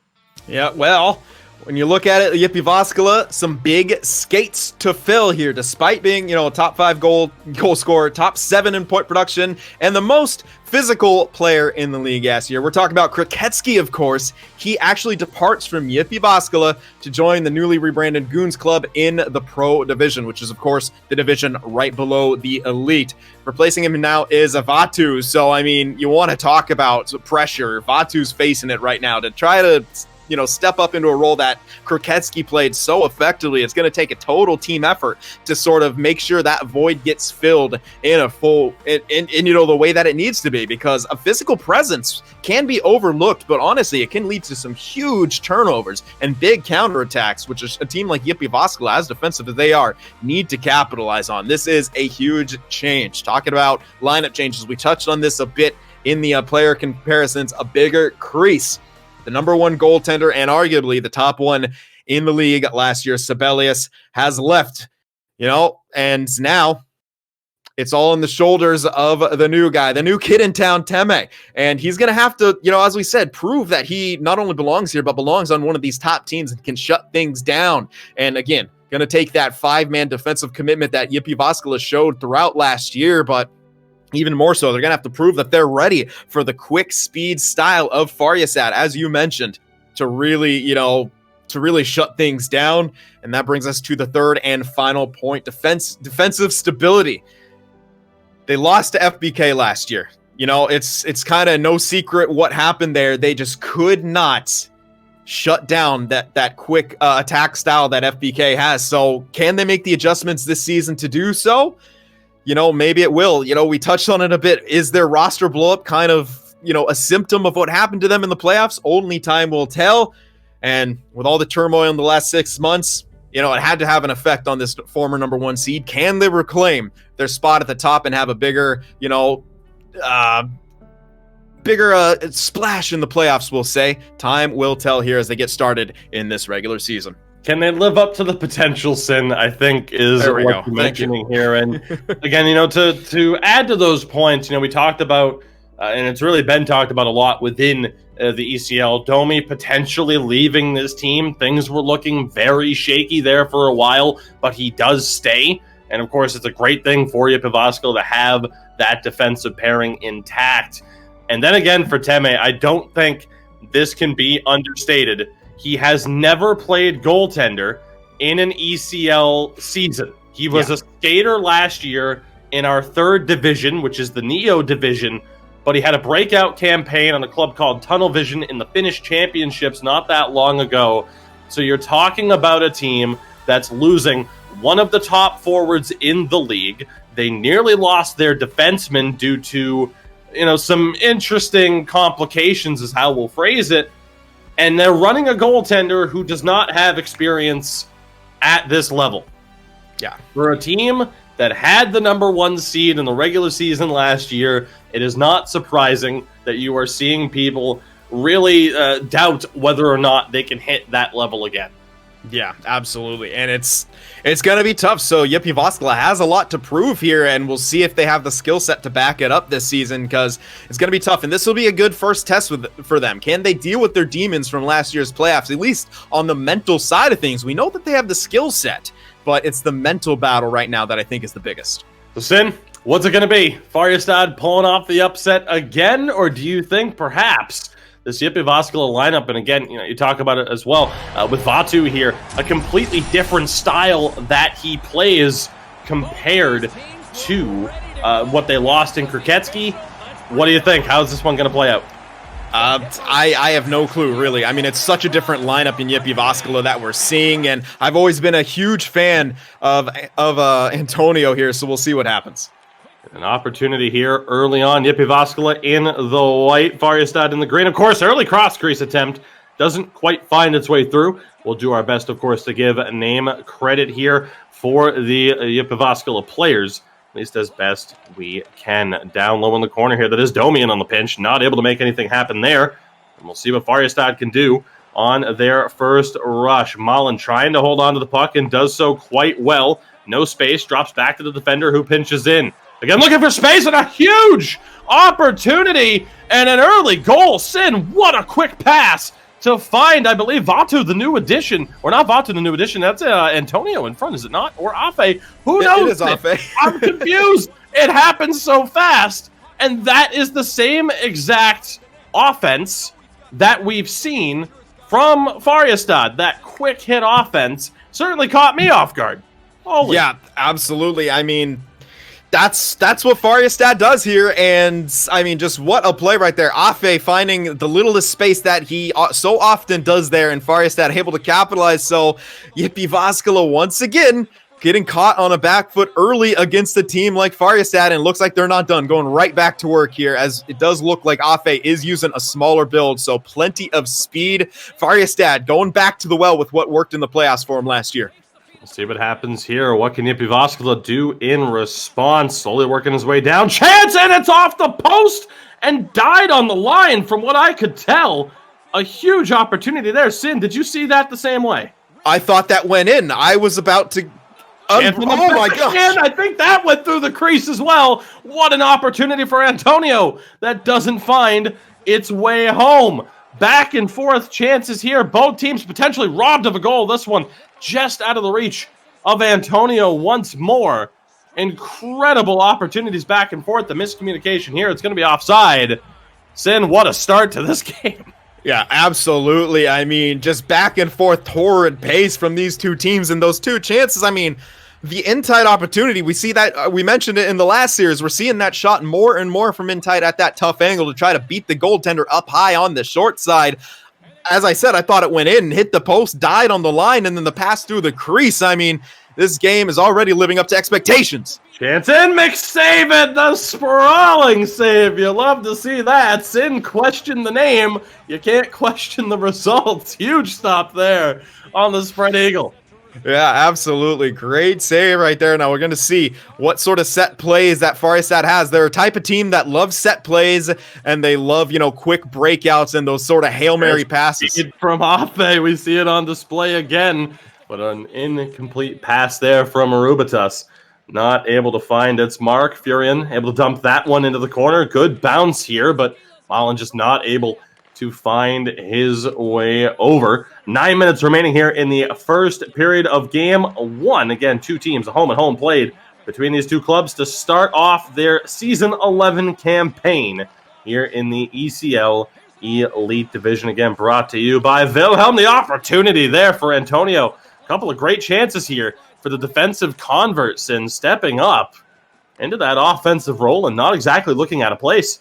Absolutely not. He really looks at home right there as he got behind the defense and they tried a couple quick passes to get it to him. Just didn't work out. You talk about Antonio, 17 points in 30 games. As a defenseman last year, we knew he had some offensive capabilities. Again, looking to make the step up. Check out Blue on Faryastad. But a chance here now for Jyp, trying to work their way through. Interesting play. That may have hit the post. Good opportunity there on the wrist shot. And again, Jyväskylä, great forechecking. Pressure in response. Another shot. Just wide, glove side. Still Jyväskylä pressuring here. 4 minutes remaining as Faryastad able to slow things down a little bit, Sim, but they survive a couple of close calls, at least for the moment. And here we go, actually. Never a chance to get a word in edgewise when Faryastad's out there. The speed that they possess in all three forwards. It's just my eyes playing tricks on me, but particularly the wingers, much smaller builds. Yeah, absolutely. And even the center looks like he's using quite a small build as they go for the slap pass play. 3-on-2 developing, but slowed down by Jyp Jyväskylä. One down low in the corner, dishes back to the point. Chance from Furion. Able to dish it back once more, but good defense there from Jyp Jyväskylä. Here comes the counterattack with 1 minute to play here in the first period. Down low in the corner and around the back. Great movement all the way to the point. Can't get through the traffic. Maybe one pass too many. Opportunity, and there's the miscommunication. And that might be the difference. You know, Afe and Antonio, not quite obviously the same level of chemistry that we've seen from players, such as the winger combination on Philadelphia, where you might expect that last-second pass. Yeah, absolutely. And Antonio was obviously expecting it as he just flew off sides right there, but it didn't make it through. 5 seconds to play. The one-timer doesn't find its way through. Loose puck, scrambled and fought on. 4, and the time will expire. So a good start for Faryastad. Afe, 30 goals in 30 games last season. Sin opens up his account here in the first period, the first game of this new season.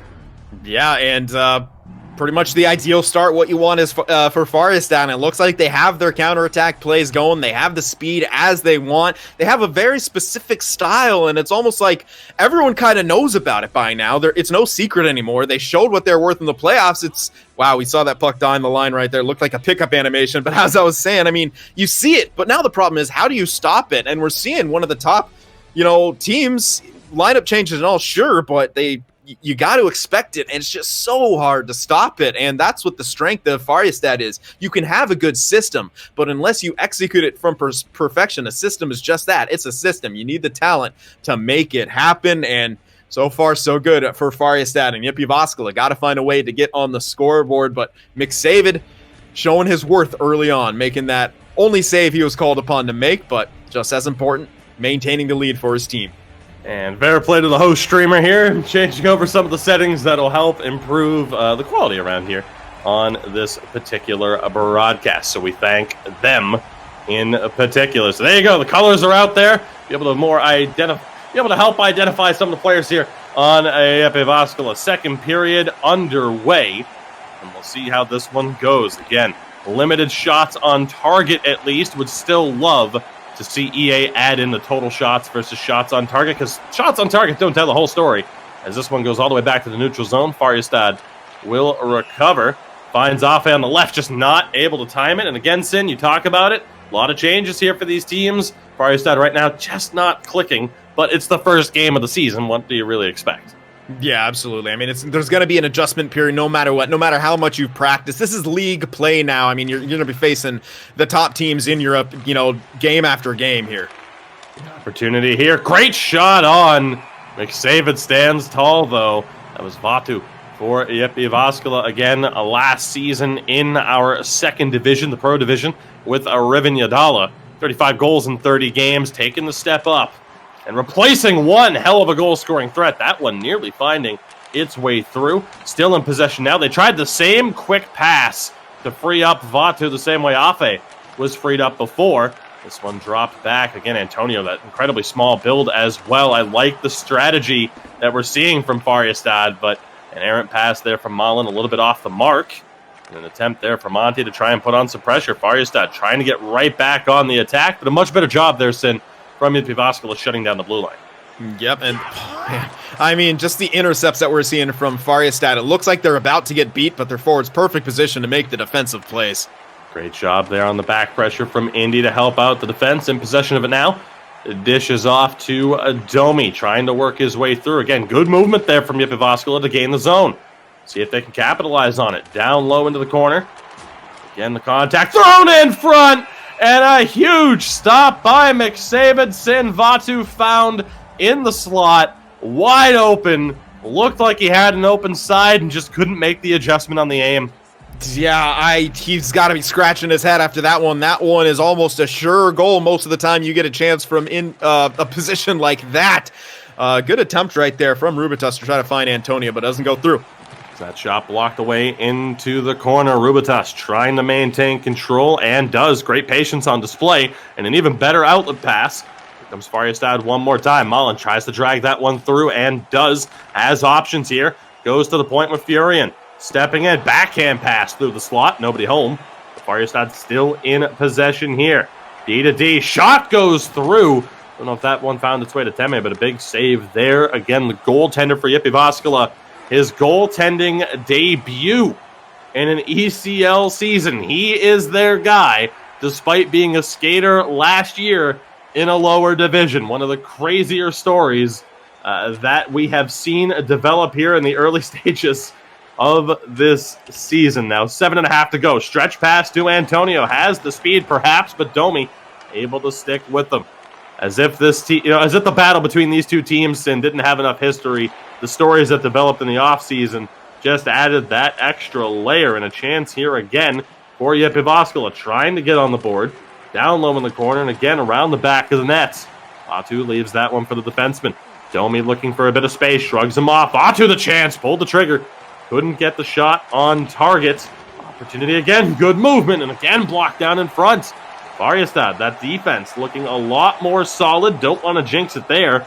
An even better play by Furion to settle that one down, and here comes the speedy threat of the front three. But again, a good job by Jyväskylä to settle it down. And a chance here now of their own. Good quick movement along that left-hand side. Domi tries to get the pass through to Vatu. It doesn't go. And a 2-on-1, a 3-on-1 developing now. The pass over. Great poke check. Shot from the point blocked down. And a chance on the flip side here. Indy trying to chase it down. Nullifies the icing. Great passing, but they can't get a shot off. Vatu perhaps passing when he should shoot. Shooting when he should pass. As the outlet to Afe doesn't quite go. Great hip check, though, from the 5'0" left winger of Faryastad. Final minute of play here. Furious pace, no pun intended, through the second period here. The stretch pass. Here comes Antonio. 6 seconds to work. Has someone with them. Pass over. Doesn't go through to Afe. 2 seconds remaining. Shot from the point is blocked down. Second chance will go wide as time expires. Sin, what a pace through the second period here. Still, somehow, only 1 goal scored to this point. Yeah, I mean, just back and forth action, and it feels like every time you watch a Faryastad game, this is bound to happen, but you alluded to it a bit when they were playing. Their defensive effort is much better here, and I can't help but think a little bit of that has to do with adding Antonio as a winger who has all that experience playing defense. When you play defense in EASHL, you need a 5-man commitment to it. So the more defensive, talent that you have in your forwards, the better. And we saw it from Afe there. If you're going to use that tiny build, you better know how to hip check. And he used it to perfection in the neutral zone, a place you don't often see it. But a great job for Faryastad to shore up the defensive supports early here. And a good chance here now. Jyväskylä can't get the pass in front. That defensive structure on point here. Antonio, despite that smaller build, as you pointed out, still knows where to be defensively. Chance here again. Yep, can't get the shot through. Both teams doing such a great job of getting into these shooting lanes. Afe, the speed, beats him to the outside, but can't maintain puck possession. We'll see again what Jyväskylä can do on the counterattack. Looking to open up the scoring. They've had some great chances in this game so far. Just haven't been able to execute properly. And a chance here. Omari to Domi. D to D now down low into the corner. Back to the point. A rifled shot just wide for Omari. And here comes the counterattack again. Afe drops back. It's Malin looking for a bit of space now in the corner. Couple of options. Holds on to it a little bit too long as Omari is able to make the play defensively. Here comes Jyväskylä one more time. Good pass, but a better recovery by Rubitas. End-to-end play here through the first 5 minutes of the third period. Again, the first game of 2 between these two teams. Chance here. Just can't drag it through. A second chance is denied. McSaven makes the play. And another chance. He's able to cover. Sin, you digging the name? Same old goalie, though, with these saves. Absolutely. I mean, when you have the ability to take over a game, why not take on the name of one of the top NHL players who does that on a daily basis? An opportunity here now again on the counterattack for Faryastad. Great job, though, by Jyväskylä to stifle it, but a bit of space here. Malin has a chance, tries to take the shot. It goes wide. And an unfortunate break there. Furion just not able to pick that one up. They time it well at the blue line, though. Right back in on the attack. Loose puck, though. Again, recovered, though. Thrown down in front. The opportunity for Afe doesn't go. Teme tracked that one well. What an effort here from both teams with these chances. Faryastad especially looking impressive. But here comes Jyväskylä looking. Can't get the pass in front. Again, last year in the postseason, Faryastad the 8th seed. Jyväskylä the 1 seed. And Faryastad pulled off the incredible upset And right now, still looking like a team that needs to be respected and treated like the threat that they are. JYP Jyväskylä here along the half wall. Elmari stepping in around the back. Chance, and Vatu did not get the desired power or aim, Sin, I would say, on that one. Yeah, and McSavid just looking so strong between the pipes right now, maintaining that 1-goal lead. Nice tie-up play, and we see Antonio using that speed to the outside. Great job, though, by Domi to keep the stick out there, able to maintain speed with how the game mechanics work. It's a questionable one, but Domi's pretty good at it. And an opportunity here again now, cycling along the half wall. Chance and an errant pass. Furion not able to find his defense partner, Rubitus. Still in possession of it now. Finds Mullen on the quick out. Tried to get it to Antonio. That was a great job there, I believe, by Antti, the center, for JYP Jyväskylä on the back check. Good move there by Omari, but just mistimed at the line. 6:13 to go. Sin, we saw a shutout in the first game of this broadcast. Could we be in line for another one? We don't want to jinx it, of course. We would never, ever jinx it. But you can see some similarities between the way this game is going. Faryastad, despite 3 shots, and really for JYP Jyväskylä as well with that time on attack advantage, I'm telling you, the shot totals do not tell the full story. Absolutely not. I mean, this has been back and forth. You got to give it up to both defenses. Sticks in passing lanes, bodies in shooting lanes, a lot of block shots happening, a lot of sort of broken plays leading to rushes back and forth. I mean, despite the low shot count, these goalies have had to be on their toes for the whole game. There we go. We'll see if Faryastad can find that extra goal, the insurance policy. They mistime that one. We got another face-off here. Mullen and Antti head-to-head. Of course, Mullen here for Faryastad, looking to get his team back on the attack. Antti, though, good win. We'll see again what JYP Jyväskylä can do. They time it well at the line. India in the corner.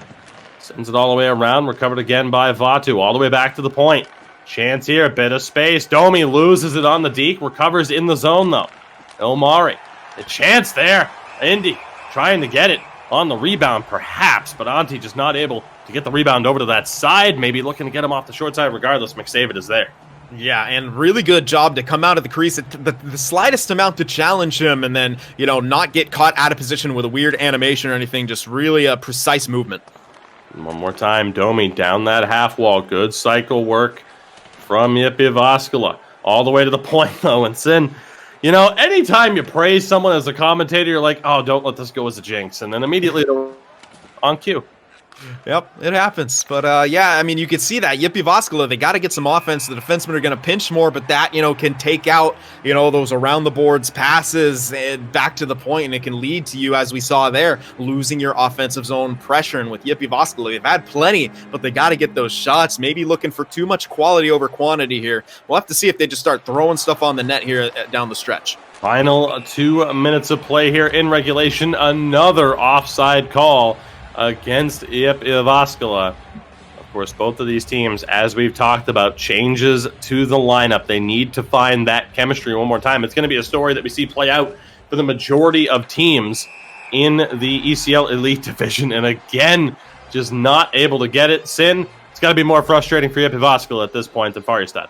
Absolutely, and if you're Faryastad, it seems like you've solved the issues you had last year of being, not the strongest defensive team. I mean, as we said, we don't want to jinx it. It is still early, but they're doing such a good job shutting it down.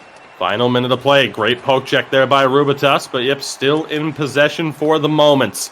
Domi not able to make the play. Loose puck along the half wall. They come up with a chance in front. Doesn't go for Indy. Great opportunity once again for JYP Jyväskylä. The outlet pass at least clears the zone. The clock will stop on an offside with 41.8 to go. Send the clock slowly ticking down for Faryastad. And it's torturous for both sides here. Faryastad, they just want to get out of this with the W. JYP Jyväskylä, they know they're running out of time here. Good turnover. We'll see if they can get back into the zone, but Faryastad really committing to the trap now. Over the line, they have that little bit of space. Indy back to Omari. Domi started this transition play. 24 to go. Around the back of the net, in front on the near post. Doesn't go for Indy. And here goes Afe. Bit of speed. Ilmari there to defend. Can he hold him off? Afe, bit of space. Backhand, trying to go 5-hole. Second chance, doesn't go. And played out by Teme. 8 seconds to go. Turned over one more time. Mullen's able to send it down. Antonio gives chase. 2 seconds left, no icing on the play, and Faryastad will walk away with the points. A 1-0 shutout victory. The potential for a high-scoring game. Instead, we got a slugfest defensively, and Faryastad start off the campaign the way you would want to. Then, there you go. Nick Saban gets the play of the game. Yep, and might not have been his best save of the evening, but he didn't have to make too many, but the ones he did have to make were in tight like that, pretty scary at times, and he was, as we sort of expected him to be, the ability to take over a game, the ability to single-handedly win a game, but it looks like this season, it's not all going to be on his shoulders anymore. The team defense from Faryastad is miles better than it was last year. Remember, they were second to last for defense last year. I mean, they allowed the second to most goals against. They allowed like 24 more goals than they scored last year. And with that game, I mean, incredible job on the defense to shut down a team as good as Jyväskylä here. That's got to feel really good if you're Faryastad. I'm honestly very impressed with, quite a few members of that team, but Antonio stepping up the way that he did to, again, not only provide that defensive assistance, but using that smaller speed build that we also see Afe use, it did create some very unique opportunities, and really that's something that we might see from quite a few teams this year, Sin. Like you talked about in that first series that we covered, the North-South game is that much more prevalent this year, all things considered. So it's not all that surprising to see that these defenders have to kind of keep that in mind. And if you decide to pinch up and it just doesn't go your way, then you're in a lot of trouble and could easily get caught at that stage. So a very impressive performance all in all here as we get another look at the lone goal off the bottom of the glove and in for Afe again. I do believe last year, correct me if I'm wrong, Sin, but I do believe Afe last year was his rookie year, which was why the breakout was so surprising, all things considered, to have the goal-scoring track record that he did, to be able to continue that in the playoffs, and then adds to it here today. I mean, I don't really know much more you can say about Faryastad. That was as impressive of a performance as we needed to see from them, at least in terms of getting the results, which at the end of the day is what matters.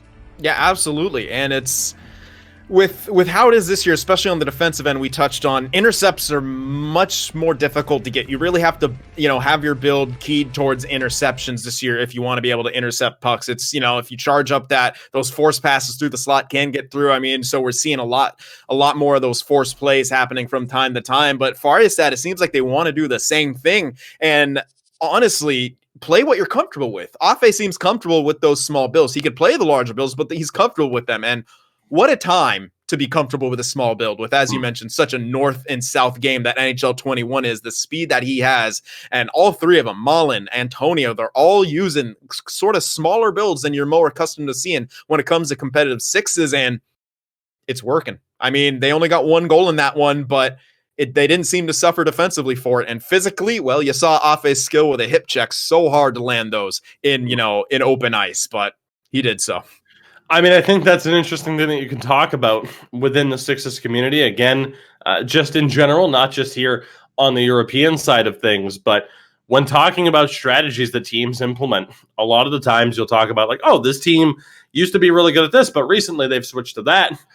It's the constant debate, I'd say, between versatility and just saying, we are going to be the best at what we do. Mm-hmm. If it works, tremendous. If it doesn't, then, hey, they were good enough to stop it. And there aren't too many teams, as we've seen, that have been good enough to stop this strategy from Faryastad since really the back half of last season, because, again, it wasn't the best start in the world. And, again, my recollection may be off on that. But Faryastad, 13, 14, and 3 last year, sneaking in as the 8th seed. I would say that's an accurate statement that it wasn't the start that they wanted. They would have wanted a winning record to make the playoffs, but, not everybody can do that in a 16-team league. But all in all, I mean, again, they get the W in that first game. Again, don't go anywhere. We have another game coming up between those two teams, our fourth and a final game of this opening night broadcast here for the ECL Elite Division, Season 11, brought to you by Vindholm, of course. So don't forget it. Delicious snacks that Sin and I will hopefully, maybe, have shipped to us at some point. I heard Carolina Reaper sausage, and my ears perked up. I like to torture my mouth. Yeah, I was going to say, you can have that. You can have the patented mouth torture, I suppose. Mouth torture via sausage. Okay. Hey, California, man. You guys do things your way. You do things your way. It's fine. Don't worry about it. I'm just trying to get on hot ones. That's the end goal right now. When I get on hot ones, my career's over. I mean, I'm just saying there might be a market for hockey esports commentators on hot ones. Oh, that would be the day. Regardless, and as we get ready again for the second game between Faryastad and Jyväskylä, our fourth and a final game of this broadcast, we've talked about Faryastad, how impressive they were, what they did in that particular game to find success and get that 1-0 victory. For Jyväskylä, is it just a matter of finding that chemistry and the execution? Obviously, down the stretch in the third period, a lot of trouble timing those passes to stay onside and get the open space that you need to get. Like we talked about, you look at that lineup, while there is only the two changes, one in goal and one for the skater, and I'll give credit to Teme there. Again, as mentioned, he hasn't had a track record of being a goaltender in this league outside of experience in the Finnish championship tournaments. But all in all, I mean, solid, didn't have to face too many shots, but you look at Vatu, and like we said, the difference in chemistry there when you lose a top 5, top 10 player who's also the most physical player in the league and how that can change how your team forechecks. And now you have a completely different style player who is more of, I guess we'd say, an Afe type, more of the skill, looking to shoot, getting into those lanes type of option for Jyväskylä. And I know it's a loaded question, Sim, with a lot of information being thrown your way, but what exactly do they have to do here? Is it just a matter of giving it the proper amount of time? Maybe they don't get those early results. You might not get the early results.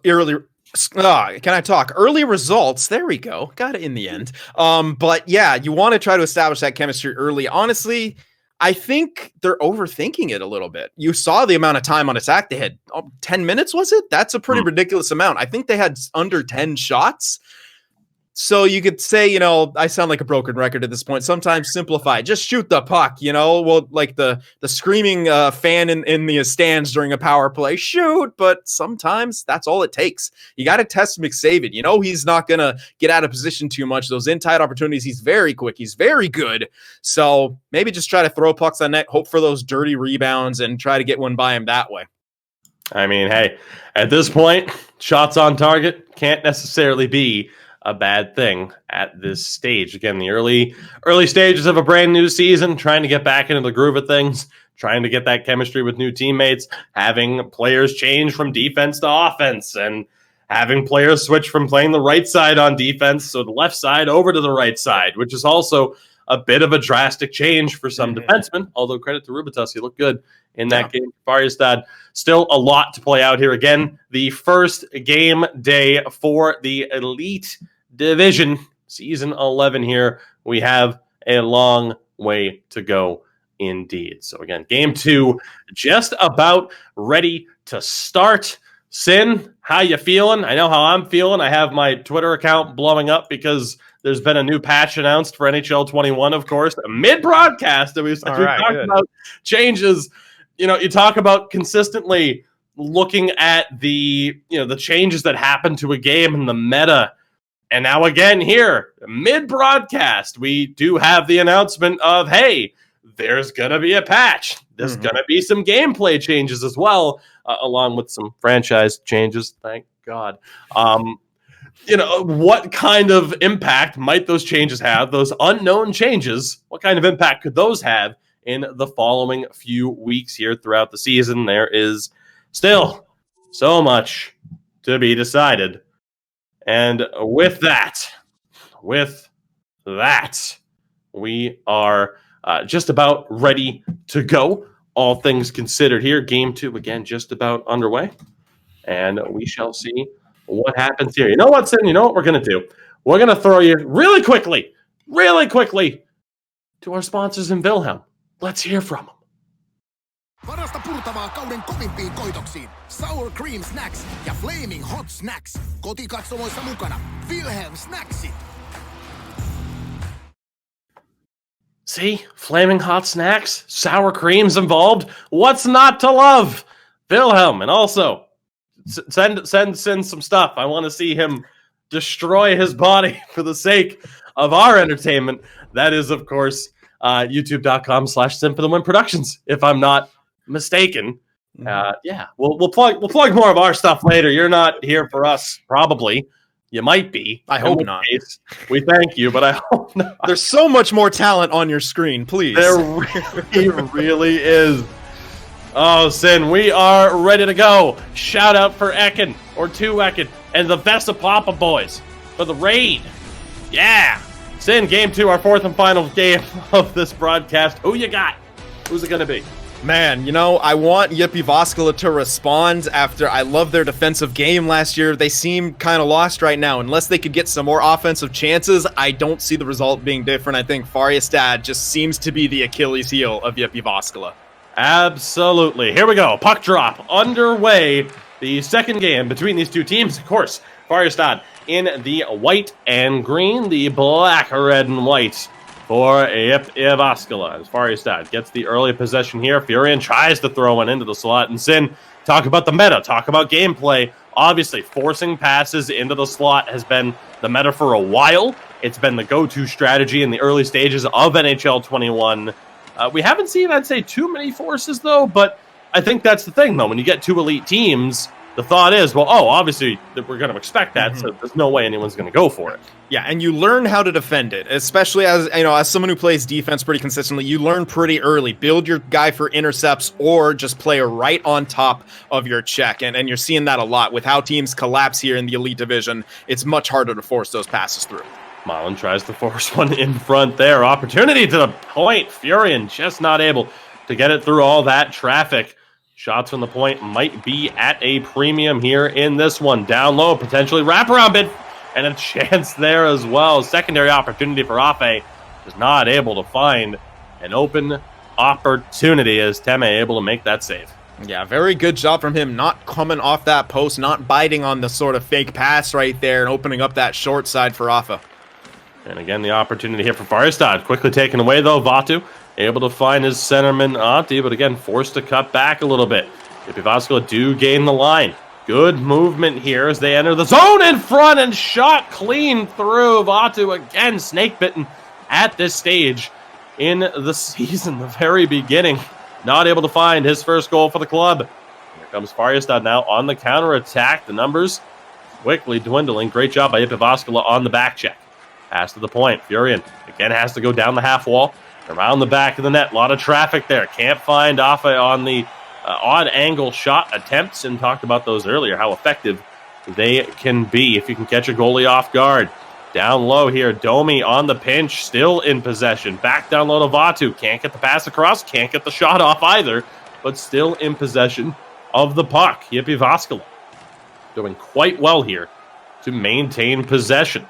Omari now again back down in the corner. Great movement, but can they find the lane? Will they get frustrated? They won't, but they might actually sin. As again, Vatu is denied. They might not get frustrated by the lack of shooting lanes, but maybe for the fact that they've still yet to score a goal against Faryastad, who are in the zone now themselves around the back. And again, back up to the point with Rubitas. Looking here perhaps for that shooting lane. Switches sides, dishes at the Furion. And again, back to Mullen in front. The opportunity doesn't go. Great chances for both teams. Yet to find the opening goal here, though. Nearly 13 minutes gone. Yep, Antonio sitting on the doorstep. Looks like he might have got a piece of it. I thought I saw his indicator kind of go solid there for a minute, indicating possession. Oh, great skill stick right there. Almost forcing the turnover and keeping the offensive pressure alive. Sin as a defenseman. I know you appreciate those strong defensive plays. We really do need Sin's defensive play of the night. Future segment coming to this broadcast presentation. Why? Because now you have to. I already said it on air. So Jyp Jyväskylä here trying to work their way back over the line, and they do. Vatu down low in the corner. Again, back to the point. See if the pass once more. Great interception there, though, by Rubitas, reading the play. And maybe, just maybe, we need to see Jyp Jyväskylä try something else as Antonio can't bury it on the far side. Pass again. Mullen just can't pick the corner. And another opportunity just wide. Faryastad, it's a shooting gallery right now. Furion has it one more time, and again down low. Great chance here for Antonio. Afe just not able to tuck it, and it kicks out to the half wall here. Jyp Jyväskylä once again in control. Fast and Fury pace. 2 minutes left here in this first period. Sin, we might leave the pun work to you. Oh man, after that one, yeah, you might be called off of them for a while, but we're seeing Jyp Jyväskylä now trying to get back into the zone. Again, Faryastad, their defense miles better than it was last season here, and a great pinch. Stretch pass to find Furion, but not able to complete the spin. Loose puck still being fought on for, and it's going to be Faryastad to come up with a break here from Mullen, just not able to get the pass. Great recovery by Elmari. That will bring us to the end of a very fast-paced first period. Still scoreless in this one, Sin, but not for a lack of effort. Absolutely not. I mean, Faryastad, it seems like they're trying to make the adjustments. Didn't get a whole lot of shots last time. It seems like they're shooting a bit more, and that's leading to more loose puck races, which they're built for. Antonio, Afe, both very fast builds. Even Mullen, I'm pretty sure he's probably using a smaller two-way forward. I didn't get to catch a glimpse of it, but as a center, you definitely want a build with good defensive stats, so I definitely wouldn't put it past him, but has the speed as well. So loose puck races, Faryastad with the advantage here, and you see it. 4 shots to Jyp Jyväskylä's 1, a bit more time on attack, and it still seems like Jyp Jyväskylä a bit stubborn in that regard. They don't want to just throw that puck on net. It seems they're a bit intimidated by McSaven and his ability to make those saves, and you know, after that first period, scoreless, but Faryastad with, I think, the distinct advantage. I mean, Sin, if I'm not mistaken here in chat, I don't believe that poll's tremendously out of date. Very close in the voting. Chat just on the side of Jyp Jyväskylä at this stage. We'll see ultimately if that is the way that it goes down. Let's see how the second period plays out. Who will get the first goal? Just one goal between these two teams to the first 4 periods of play. It was Afe who, again, picked up 30 goals in 30 games last season for Faryastad in his Elite season debut. The opportunity now here. Jyp Jyväskylä trying to break them down at the line. Not able to do so. Risky business here. Mullen nearly walking away with that one. Great poke check here by Antonio. Vatu playing the body. And not something we expect him to do all that much in comparison to who he's replacing. But a great chance there to open up something on the counterattack. But Faryastad still standing tall at the blue line. This one offside, though, and Sin, you know, something we really haven't been able to talk about so far in this broadcast. Normally there's that feeling out process, but so far through the now, you know, almost 4 full games that we've covered, there might be an opportunity here developing, but we haven't really seen that early period feeling out process for either team. For the most part, it's just, hey, we're going after it. Essentially, there's a chance there just wide of McSaven, and again, thrown back through the crease.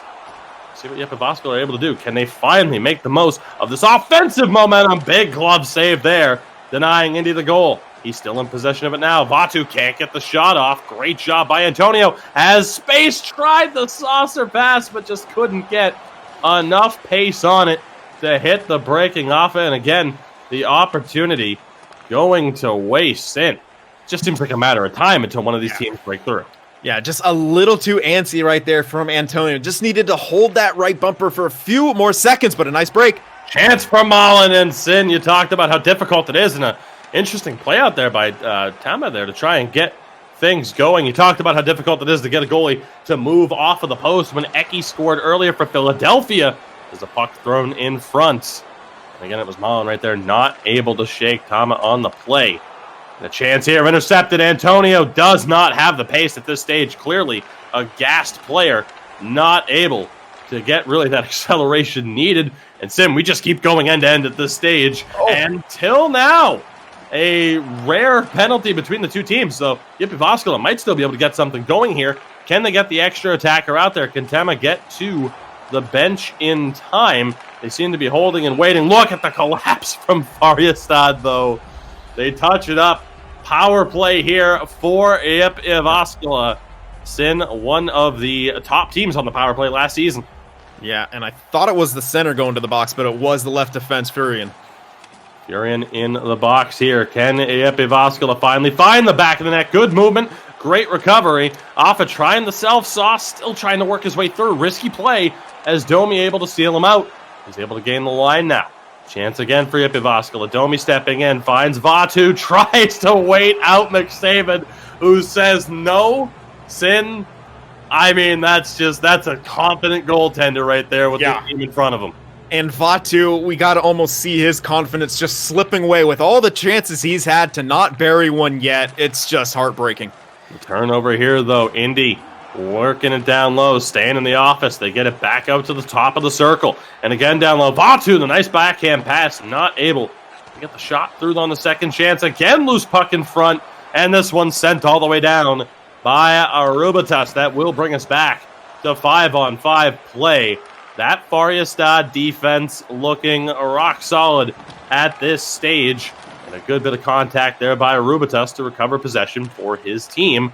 Now 5 minutes to go. Antonio finds Malin, has the space. Back to Antonio, who can't pick the corner.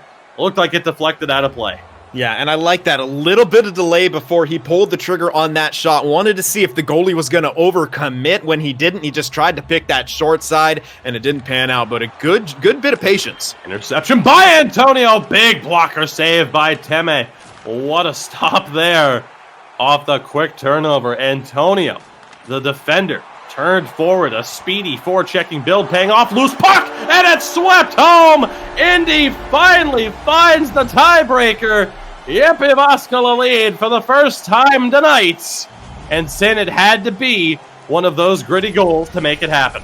And that's why you need to just get that puck towards the net, whether it's with your body or just by throwing it towards the net. We see it pay off in dividends right there as McSaven. I'm not too sure if he did the spread eagle on his own or if he got caught in an animation. Either way, an unfortunate break as it slides under him, and I guess you could say went 5-hole. It kind of went under his entire body right there. Nonetheless, JYP Jyväskylä have the lead, 1-0 here late in the second. And again, the last game, 1-0 Faryastad at the end of it. So the pressure is on. Again, the first matchup of this broadcast, we saw a split between Philadelphia and hREDS. We might be on pace to see another split here. This one offside, 2:24 to go. Happy birthday to me, apparently. We'll see what happens off of this draw. 7-3 right now, the advantage for Malin and Faryastad. And it looks like JYP Jyväskylä might walk away with this one. Loose puck, though, is recovered. Faryastad back in possession, approaching the fast final minute of play. There it is! They try to spring off and he gets it! You know it's coming! It's just a matter of when, and if you can stop it, and you just can't seem to stop it. They waited it out, they find the space. Sin, they've done it again. They had 5 men back. No one was forechecking, and Faryastad still found the split second needed to get Afe that little bit of space. The slap pass all the way through. Goaltender trying his best, but he comes off the short side just a little bit, and Afe does what he does best, and that is finish on those plays. If you get that kind of, play from your defenseman, you better finish. Give him the assist. Help him out. Faryastad ties this game up. What a play. Unbelievable. From Faryastad. It's the same play that directly led to their first round upset last year. And Sin, you talked about it. No forechecking pressure from JYP Jyväskylä. I honestly was thinking they're going to wind down the shot clock like it's basketball to get the final shot. And no, out of nowhere. Perfectly timed from the defense. Faryastad tie this one up in the closing seconds of the second period. It's just unbelievable. And that is the only thing That's the only problem, like with no forecheck right there. The trap, it seems to be the meta a lot. If you play LG, if you play in a league, everyone's preaching you got to trap it up, 5 men back, either in a 3-2, 1-4, whatever you want to do. But when you don't forecheck, you give Faryastad the time to line that up perfectly. You got to think, Afe, he's doing circles up there, trying to keep his speed up, and then he gets the word, he sees the slap pass develop with that tiny build, he gets the step needed on the defenseman, and they strike. So if you don't pressure him back there, they have the time needed to set a play like that up, and JYP Jyväskylä pays for it. First time they really went for it tonight, and it works out for them. Let's see how JYP Jyväskylä respond. We are tied at 1, third period underway here, fourth and final game of today's broadcast. Again, we thank you for joining us here, the season opener for the 11th season. That one sneaks in. Auntie able to get it back. And a rough goal again against McSavid. And JYP Jyväskylä respond in kind. Sin, the defensive structure for both teams slipping a little bit.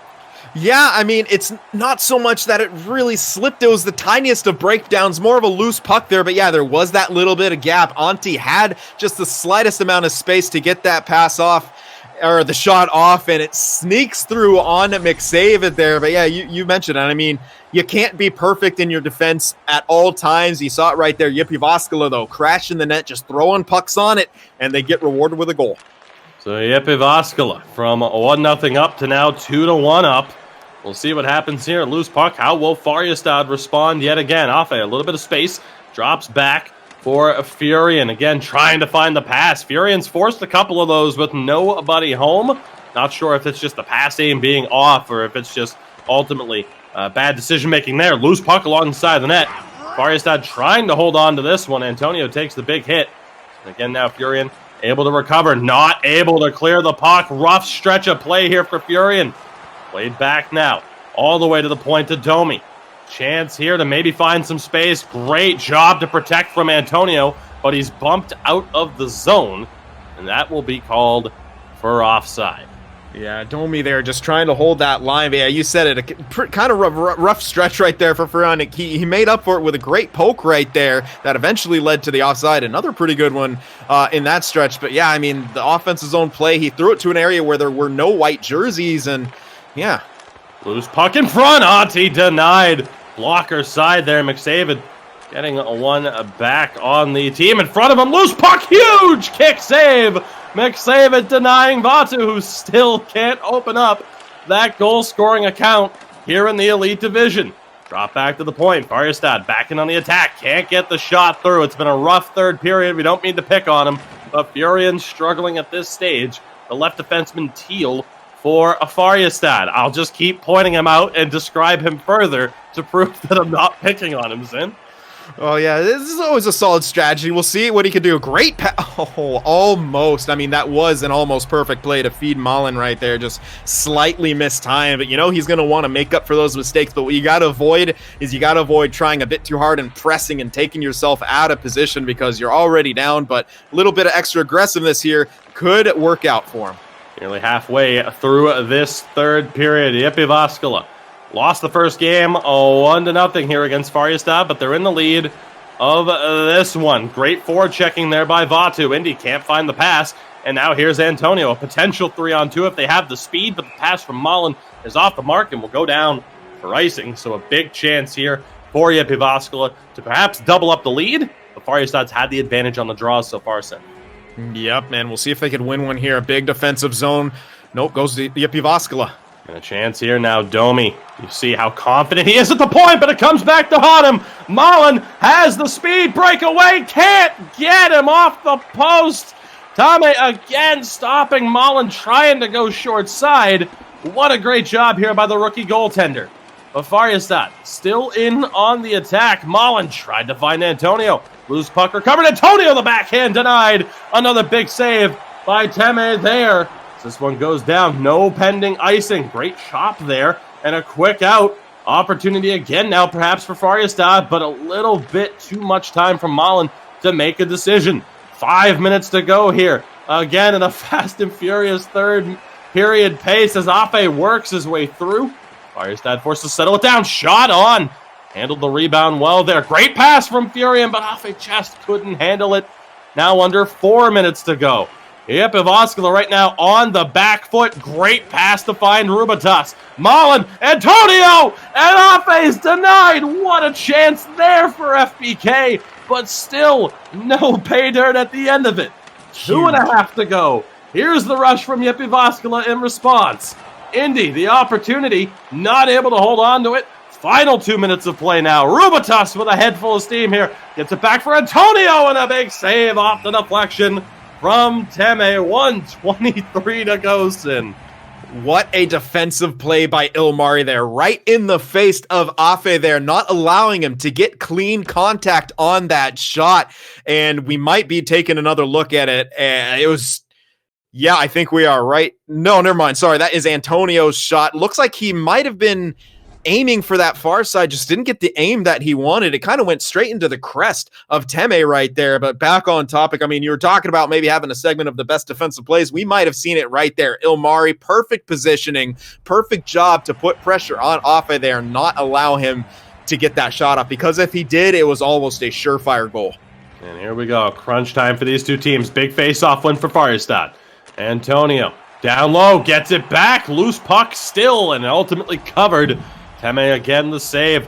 Can't overhype it. The rookie goaltender, known more for playing as a forward, I do believe, or at least in general, as a skater in lower divisions, stepping in for one of the best goaltenders in the league for JYP Jyväskylä.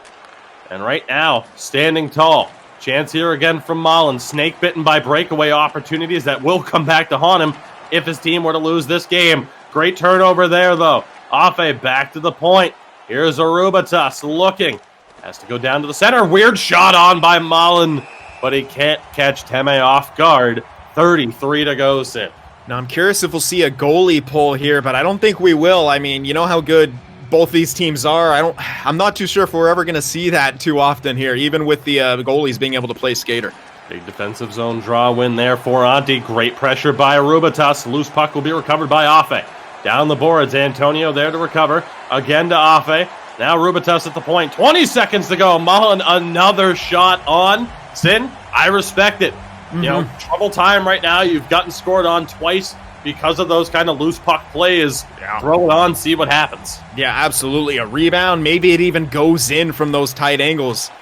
Off the tie up here. Loose puck. Antonio still just wide of the post. Afe can't knock it loose. 3-on-1 developing here. Indy for Vatu. It just misses. McSaven went all out. Loose puck. 3 seconds to go. Antonio will take it himself. 1 second. Draws the penalty, but it doesn't matter. And Sin, both series, we see a 1-1 split. Faryastad taking game one by the score of 1-0. JYP Jyväskylä surviving this slugfest. A 2-1 final there. Yeah, pretty much the best time to trip someone was right there, just to prevent that pass being made or a shot being taken, anything like that. Excellent play from Domi to make that happen, but a good response there from JYP Jyväskylä, who are able to pick up the second game in this little home-and-home series between these two teams. So they're able to pick up the win, maybe still not getting the goal scoring that they would like, but you got to hand it to Faryastad. Their defense is miles better than it was last season, which I think can make this team one of the, at least more of a contender than they were last year, squeaking in that 8th spot with a sub-500 record and relying on other teams to lose their last few games. And I like the improvements that they've made, not only to the lineup, but to their gameplay. Absolutely. I mean, from Faryastad, you saw moments of brilliance there, freeing up Afe on the breakaway pass attempt to tie the game at 1-1. And like you said, overall, the better defensive structure was there. We saw at times some of the best that McSaven has to provide you in goal. And I got to be honest, I mean, Antonio didn't look completely out of place on the wing. Furion, he did have a rough 10 minutes to begin that third period, but was able to collect himself and get his game together. Obviously, I think the big talking point, unfortunately, for the former Misa, also known now as Malin, the center for FBK, maybe there'll be some breakaway practice. Yeah. But at the end of the day, I mean, you talk about a breakaway, right? Unlike say maybe more of a penalty situation, of course, a penalty shot situation on a breakaway, you have two choices, left or right. It's a 50-50 play, and unfortunately for him, Teme really showed some great composure on those breakaways, and that transitions us into talking about JYP Jyväskylä, because again, perhaps no team has been as heavily affected as they have been based off of changes to the lineup. Rough first game. They looked a lot better in the second game. Vatu, the new addition on the wing, couldn't open up that goal-scoring account, but I don't think it'll take him too long to do that. But Teme in goal, like I said, no experience playing goal in this type of situation, but hardly looked out of place then. Yeah, no, absolutely. I mean, he looked like he'd been playing goalie in this league for at least a couple seasons. I mean, it didn't seem like he was ever out of position, and it showed really on those breakaways how he didn't panic. He didn't slide out of the way. He didn't move out of the way. He remained with the player. He tried to predict what they would do, and he was able to be on the right side of it and kept his team in a position to win. And at the end of the day, that's exactly what JYP Jyväskylä just did. They won, and huge job from them.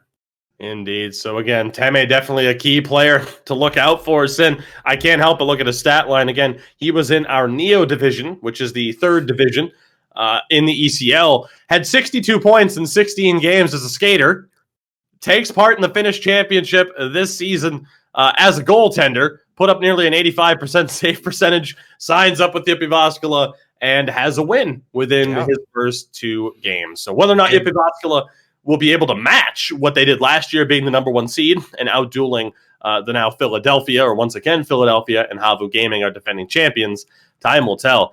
But again, we talked about it, the stories, the evolving situation throughout last season. It only seems like it's going to be amplified for this season. Yeah, absolutely. And when we think back to the playoffs, Faryastad and JYP Jyväskylä, the one weakness that we may have seen from Sibelius is that he simply couldn't stop enough of the breakaways that Faryastad got. Yeah, they probably got too many, but his numbers were complete opposite almost of his regular season numbers. So if Teme, we saw him on the breakaways, can make just a couple more of those breakaway saves if they happen, and if JYP Jyväskylä can prevent them from happening more, they could get right back to it. I was incredibly impressed by Teme's gameplay, only allowing 2 goals total over these 2 games. I mean, score a few more goals for JYP Jyväskylä, and they're in great shape.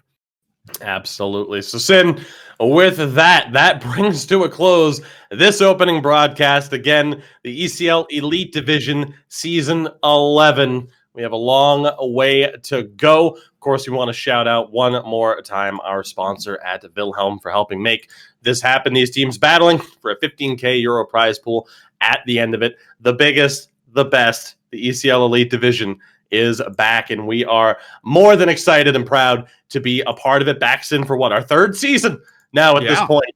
It's crazy that's been a thing, but I know we're both more than happy to still be a part here, not only with the ECL, but NHL Gamer in general. So, of course, make sure to check out NHLGamer.com for all the information that you need. You can find Sin on Twitter, as you can see in there, at Sin for the Win Prod, and of course on YouTube at Sin for the Win Productions. You can find myself on Twitter, right here on Twitch and on YouTube as well, at Tugi24. Sin, your parting words for the beautiful people. I'm just happy we're back, and I think both matchups met expectations, maybe even surpassed them. 2 splits, you can't really ask for a better start to an ECL season than that. What a start. What a long way we have to go still at this point. Drop us a follow if you haven't already. We will see you next time. Until then, have a good one. Stay safe. And eat Wilhelm products. What are you doing? Wilhelm! Wilhelmin ykköskentän pakkeina uudet tulokkaat. Sour Cream Snacks ja Flaming Hot Snacks. Kotikatsomoissa mukana Wilhelm Snacksit.